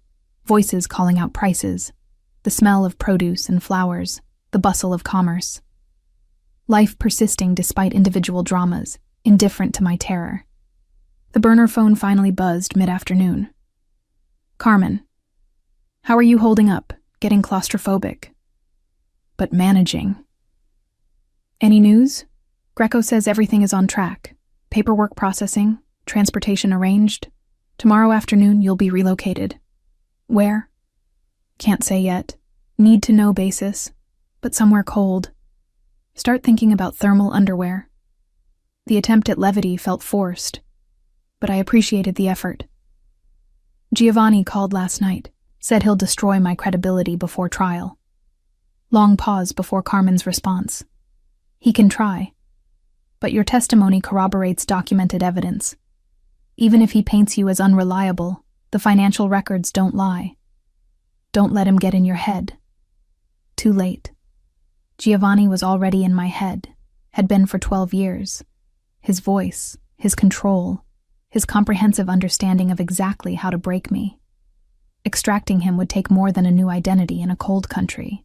I spent the afternoon trying to distract myself with television. Italian game shows I couldn't follow. News channels reporting crises I couldn't care about. Anything to fill the time between now and tomorrow's promised freedom. The sun descended toward the horizon, the courtyard shadows lengthening. Dinner arrived on another tray. More pasta. More mediocre wine. I was developing a hatred for hotel food, for the sameness that made each meal indistinguishable from the last. As darkness fell, restlessness drove me to the window again. The market had dispersed, vendors packing away their goods, tourists returning to hotels and restaurants. The cat from the previous night reappeared, prowling its territory with feline confidence. I envied that cat. Its concerns were immediate. Food, territory, survival. No 12-year history of captivity weighing on it. No dangerous ex-husband orchestrating its destruction. Just the simplicity of instinct and action. A movement in the courtyard caught my attention. A man standing in shadow near the fountain, his posture alert, watchful. Probably nothing. But probably wasn't certainty. And certainty was the only currency I had left. I backed away from the window, heart accelerating. Watched from the side, positioning myself where I could see without being clearly visible. The man pulled out a phone, spoke briefly, then pocketed it. Looked up at the hotel's windows, scanning systematically across each floor. I grabbed the burner phone, texting Carmen. Someone watching the hotel. Might be nothing. Might be his people. The response came quickly. Stay in your room, lights off. Don't answer the door for anyone except me. I'm 20 minutes away. I killed the lights, plunging the room into darkness. Positioned myself where I could watch the courtyard, while remaining invisible from outside. The man was still there, now joined by a second figure, They weren't being subtle, standing in open sight, radiating intentionality. This was either very good security or very bad threat. My money was on threat. A knock at the door made me jump. Soft, almost tentative. Not housekeeping. Too late in the evening. "Ms. Bianchi?" A male voice, pleasant, professional. "Hotel security. There's been a situation in the building. We need to verify all guests." "Hotel security. Possible." But the timing was too convenient. The courtyard watchers, too, coordinated with this knock. I remained silent, barely breathing, hoping whoever was outside would believe the room empty and move on. "Miss Bianchi, we know you're in there. We just need to ask a few questions. Please open the door." The doorknob rattled slightly, testing. The lock was standard hotel issue, functional but not particularly robust. If they wanted in, they'd get in. I backed toward the window, my mind racing through options. The room was on the second floor, jumpable if desperate, though I'd likely break something in the landing. But the courtyard below was watched. I'd be captured before I could run. The bathroom had a window too small to fit through. No balcony, no fire escape. The room was effectively a trap. "Miss Bianchi, I'm going to use my master key now. Don't be alarmed." The distinctive sound of a key in the lock, the door beginning to open. I grabbed the only weapon available, a heavy ceramic lamp from the bedside table, and positioned myself behind the door. If they came through, I'd have one chance to strike before being overwhelmed. The door opened fully. A man entered, silhouetted against the hallway light. Not hotel security. Wrong clothes, wrong bearing. Behind him, another figure waited. "The room's empty," the first man said, turning back toward his companion. "She must have—" I swung the lamp with everything I had, catching him across the temple. He went down hard, crumpling. The second man reacted instantly, lunging through the door toward me. I threw the lamp at his face, using the distraction to sprint past him toward the hallway. Behind me, shouts, heavy footsteps. I ran for the stairs. Down was danger, but so was staying put. Had to move, had to get away, had to reach Carmen. The stairwell was narrow, dimly lit. I took the steps 2 at a time, my inappropriate shoes slipping on polished stone. Behind me, the footsteps were gaining, multiple people now, coordinated pursuit. I burst through the ground floor door into the hotel lobby. The elderly woman at the desk looked up in alarm as I ran past, then her expression shifted to fear as my pursuers emerged from the stairwell. The front entrance was 50 feet away. Might as well have been miles. One of Giovanni's men was already positioned there, blocking the exit. I pivoted toward the back of the hotel, through a door marked "Staff Only," into a kitchen where startled cooks stared as I ran through. Another door, this one leading to an alley. I burst out into the night, finally in open space, running without direction, just away. The alley opened onto a side street. I turned left randomly, then right at the next intersection, trying to lose pursuit through unpredictability. But footsteps echoed behind me, steady and relentless. They knew the town. I didn't. Every turn might lead to a dead end. Every street could be a trap. My phone, still in my pocket. I pulled it out while running, thumbing Carmen's number. "They're chasing me. I'm somewhere." I looked at street signs, gasping out words. "Via Garibaldi, heading north." "I'm almost there. Keep moving toward the marina." "You remember which one? Where we arrived?" "Yes. Barely." Terror was making memory unreliable, making everything except the immediate need to run feel distant and abstract. I turned toward what I hoped was north, toward the water, toward boats and escape. The streets were emptying as evening progressed. Tourists returning to hotels, locals finishing their business. Soon I would be visible in empty streets, no crowd to hide in. A car screeched around a corner ahead of me, blocking the street. Giovanni's people, coordinating, cutting off escape routes. I turned again, down a narrower alley between buildings so close I could touch both walls. The alley terminated at a wall too high to climb. Dead end. Behind me, footsteps approached. Casual now, victorious. They had me cornered. I spun, back against the wall, looking for anything to use as a weapon. Found nothing. Just my body and voice, and the fury that had been building for 12 years. "I'm not going back," I said as the men approached.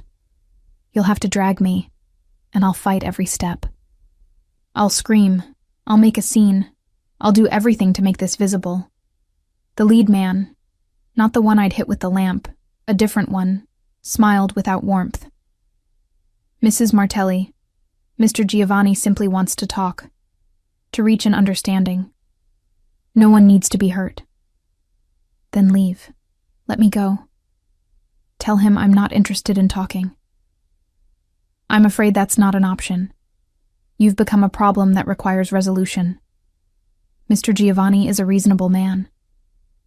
Once you speak with him, I'm sure you'll see that cooperation is in everyone's best interest." Behind the lead man, the others formed a wall of inevitability. No escape through them. No way past. Giovanni's network, closing around me after days of running. Then headlights blazed at the alley's entrance, blinding. A car, Carmen's, accelerating toward the cluster of men. They scattered, pressing against walls as the vehicle barreled through, stopping just feet from me. "Get in," Carmen shouted through the open passenger window. I lunged for the door, throwing myself inside. Carmen was already reversing before I'd fully closed it, backing out of the alley at dangerous speed. Giovanni's men regrouped quickly, running toward us.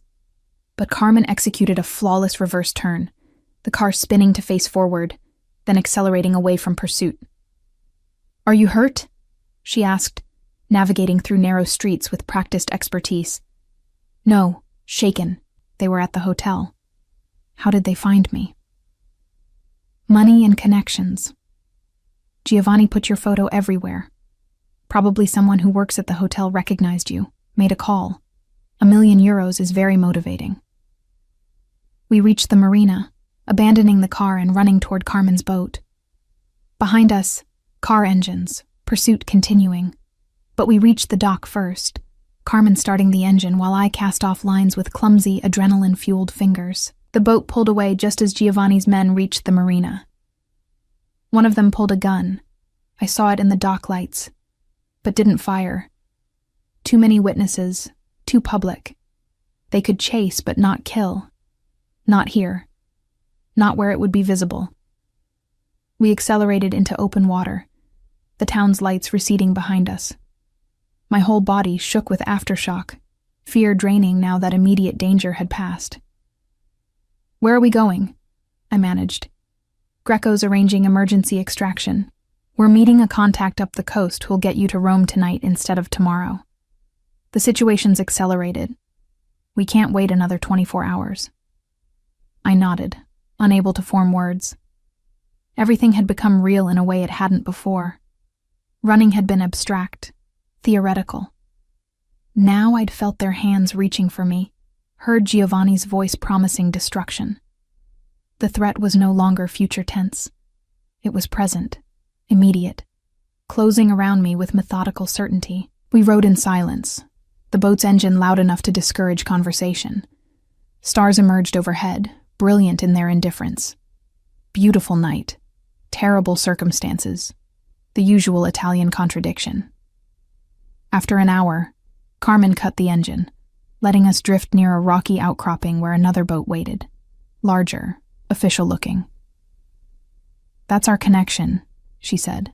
"They'll take you to Rome, get you processed into protection tonight. By morning, you'll be gone." "Gone where?" "I honestly don't know. That's handled above my level. But somewhere far from here. Somewhere Giovanni's reach doesn't extend." I looked at Carmen, this woman I'd known less than a week, who'd risked her own safety to help me, who'd offered alliance when I'd been utterly alone. "Thank you," I said, inadequate but sincere. For everything. Just survive this, Beatrice. Survive and testify. Make Giovanni's empire pay for what it's done to you and all the women before you. That'll be thanks enough. The transfer happened quickly. Climbing from Carmen's boat to the official vessel, being greeted by serious men in government-issued jackets, being wrapped in a blanket despite the night's relative warmth. Carmen waved once as we pulled away, her boat turning back toward whatever life awaited her after this crisis. I watched her disappear into darkness, then turned my attention forward, toward Rome, toward protection, toward whatever version of freedom waited on the other side of testimony. The official boat moved fast, cutting through dark water with purpose.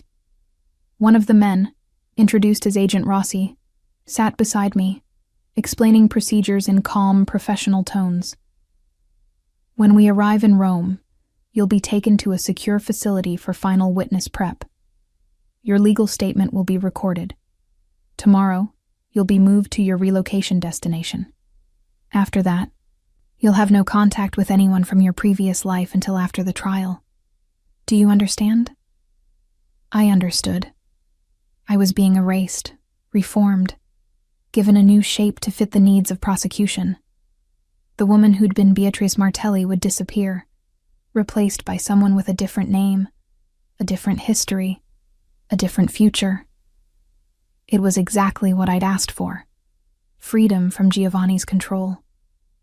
But sitting on that boat in the darkness, heading toward a future I couldn't imagine, I felt not liberation but vertigo. Everything I'd known, good or bad, was ending. What came after was uncertainty, compounded on uncertainty. "Are you all right?" Agent Rossi asked, noticing my expression. "I don't know," I admitted. "Ask me in a year." "Fair enough," he said with a slight smile. "For what it's worth, you're doing the right thing. Men like Martelli don't stop unless someone stops them. You're being very brave." Was I brave? Or simply desperate? Did the distinction matter if the outcome was the same? Rome appeared on the horizon, a dome of light against the night sky. The eternal city, where empires rose and fell across millennia. One more was about to fall, brought down not by armies but by a woman's testimony. I hoped I would live long enough to see it collapse. The secure facility in Rome was exactly what I'd imagined a government safe house would be. Deliberately anonymous, comfortable enough to be tolerable, but stripped of any personality that might make it feel like home. The room where I spent the next 18 hours preparing my testimony could have been anywhere, containing only furniture necessary for function. A table, recording equipment, Agent Rossi, and 2 prosecutors I hadn't met before. We went through everything. Every dinner party, every overheard conversation, every financial transaction I'd witnessed, every associate I could identify. My 12 years of careful invisibility had been an accidental intelligence-gathering operation. I'd absorbed names, dates, connections without realizing I was doing so. "This is comprehensive," one of the new prosecutors said, reviewing my statement. "With what you've provided, we can connect Martelli to at least 15 separate criminal enterprises. Money laundering, tax evasion, witness intimidation, possibly even 3 unsolved disappearances." "Will it be enough?" I asked. "To actually convict him?" "In combination with the financial records and other testimony we've gathered? Yes, we believe so. He'll go to trial within 6 months, possibly sooner. The case is too strong for his lawyers to dismiss." 6 months. Giovanni would spend that time free on bail, using every resource to either discredit me or eliminate me. The witness protection was supposed to prevent the latter, but supposed to wasn't certainty. By evening, my official statement was complete, recorded, signed. I was no longer just Beatrice Martelli. I was now State Witness 247, identity sealed, testimony classified until trial. "Tomorrow morning, 6 a.m., you'll be transported to the airport," Agent Rossi explained. "From there, a flight to your relocation destination. Your new identity documents will be provided en route. You'll have support personnel when you arrive, language tutors if necessary, employment assistance, housing arranged. Everything you need to build a new life. What happens to my old life? My things from the villa? Seized as evidence, unfortunately. Anything from your apartment before the marriage? There is no apartment. Giovanni made me give it up when we married. Everything I owned is at the villa. The realization hit me then, fully and completely. I had nothing. Giovanni had systematically ensured that I owned nothing separate from him. No property, no assets, no possessions that predated our marriage. I was stepping into a new life, carrying only the clothes Carmen had helped me buy, and the memories I couldn't abandon. We can provide a small stipend for immediate needs, Rossi offered, seeing my distress. And long-term, the Witness Protection Program includes financial support until you're established in new employment. It was more than nothing. But it wasn't mine. It was government assistance, another form of dependence. I'd escaped Giovanni's control only to become reliant on state protection. Still, better than the alternative.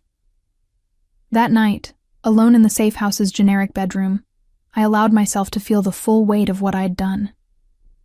I'd destroyed my marriage, though it had been destroying me for years. I'd betrayed a man who called it betrayal, though he'd never honored any vow of fidelity or partnership.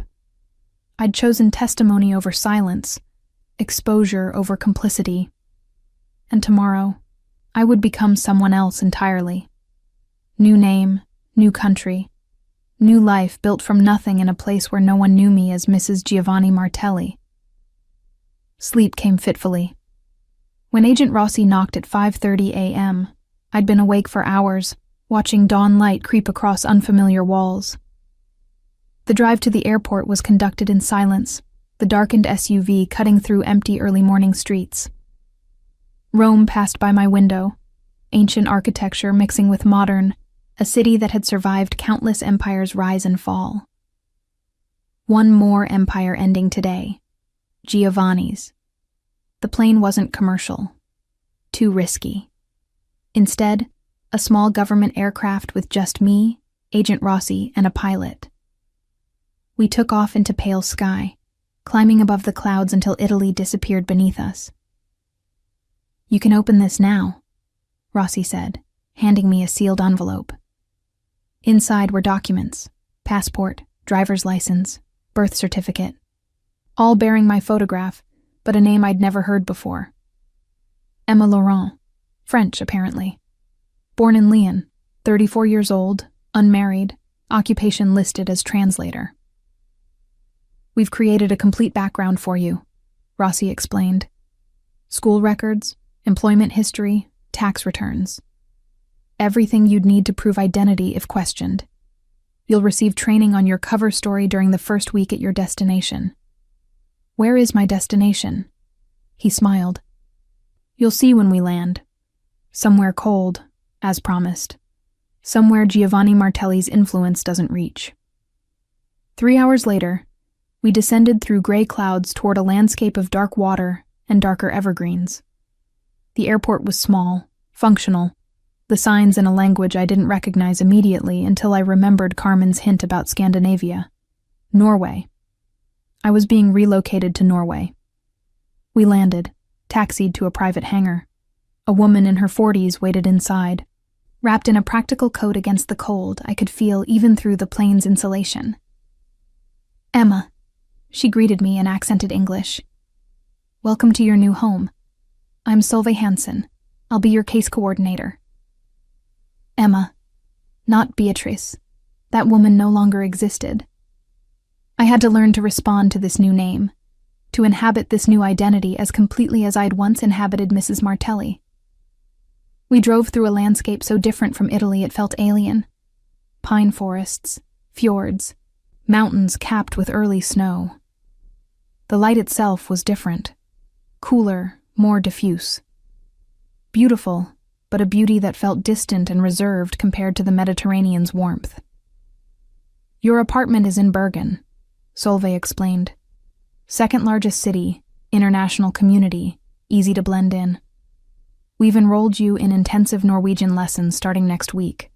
For now, You can manage with English. Most people here speak it well. But eventual fluency will help with integration. Integration. Becoming part of this place. Building a life here. It seemed impossible, abstract. I was still emotionally in Italy, fleeing through alleys, hiding in lighthouses, existing in the past even while being physically transported to the future. The apartment was modest. 1 bedroom, small kitchen, living space with windows overlooking the harbor. Simple furniture, impersonal but clean. On the table was a welcome packet with maps, emergency numbers, instructions for various services. "I'll leave you to settle in," Solveig said. "But I'll return tomorrow to begin your orientation." "And Emma?" "I know this is overwhelming, but you're safe here. Whatever you left behind in Italy, it can't reach you here." After she left, I stood at the window watching boats in the harbor, clouds moving across mountains, life continuing in this place that knew nothing of me. Safe. The word felt foreign. The first week passed in a blur of orientation and adjustment. Norwegian lessons filled mornings, harsh sounds and unfamiliar grammar that my mind struggled to absorb. Afternoons were spent learning the city, identifying resources, building a mental map of this new territory. Solveig checked in daily, bringing practical necessities, answering questions, maintaining the connection that kept me from completely floating free of reality. On the 8th day, she brought news. "The trial date has been set. 5 months from now, you'll need to return to Italy to testify. But until then, you continue building your life here." 5 months of suspended existence, waiting for the moment when I would return to Italy and confront Giovanni in court. The thought was simultaneously terrifying and necessary. What if... I hesitated. What if he finds me before then? He won't. The protection protocols are comprehensive. Only 3 people know your location. Me, your case supervisor in Rome, and 1 other security coordinator. That information isn't accessible to anyone else. 3 people. 3 possible points of failure. I'd learned not to trust systems completely, not after 12 years with Giovanni, who'd made a career of exploiting system weaknesses. But I had no choice except trust, or paranoia, and paranoia was no way to live. I began building a routine. Morning language lessons, afternoon walks through Bergen's winding streets, evening meals prepared in my small kitchen. Slowly, the city became familiar. I learned which streets offered the best views, which cafes served good coffee, which shops catered to international residents. I was integrating, becoming Emma Laurent. But at night, alone in the apartment, I was still Beatrice Martelli, still the woman who'd fled through alleys, still hearing Giovanni's voice promising destruction, still feeling the terror of being hunted. 2 months into my relocation, I had a dream. Not a nightmare, though those came regularly too. This was different. I was back at the villa, but it was empty.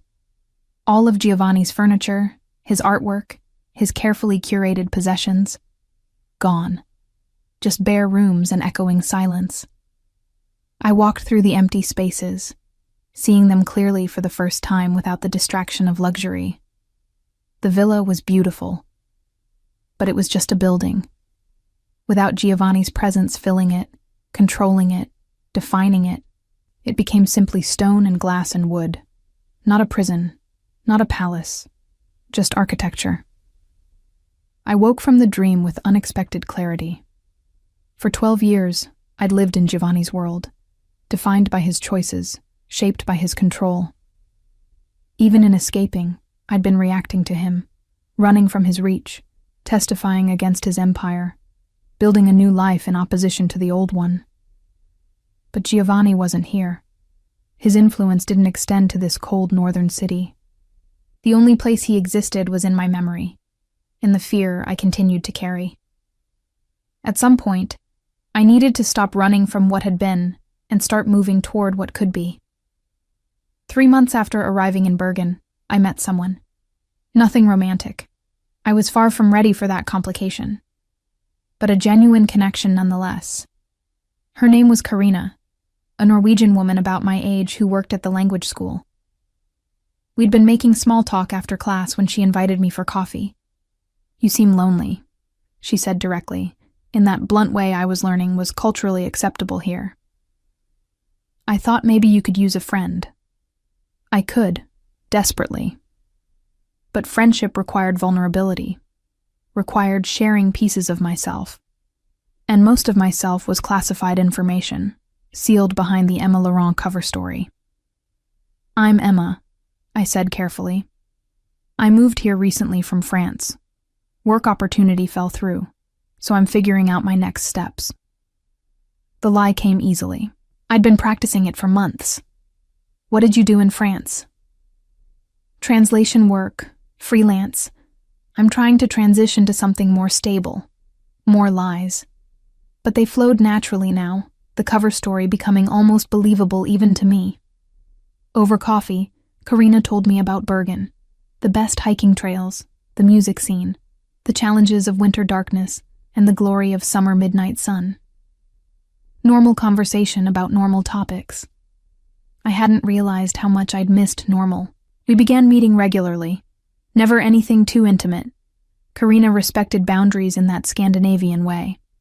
But the weekly coffee became something to look forward to, a connection to life happening now, rather than life left behind.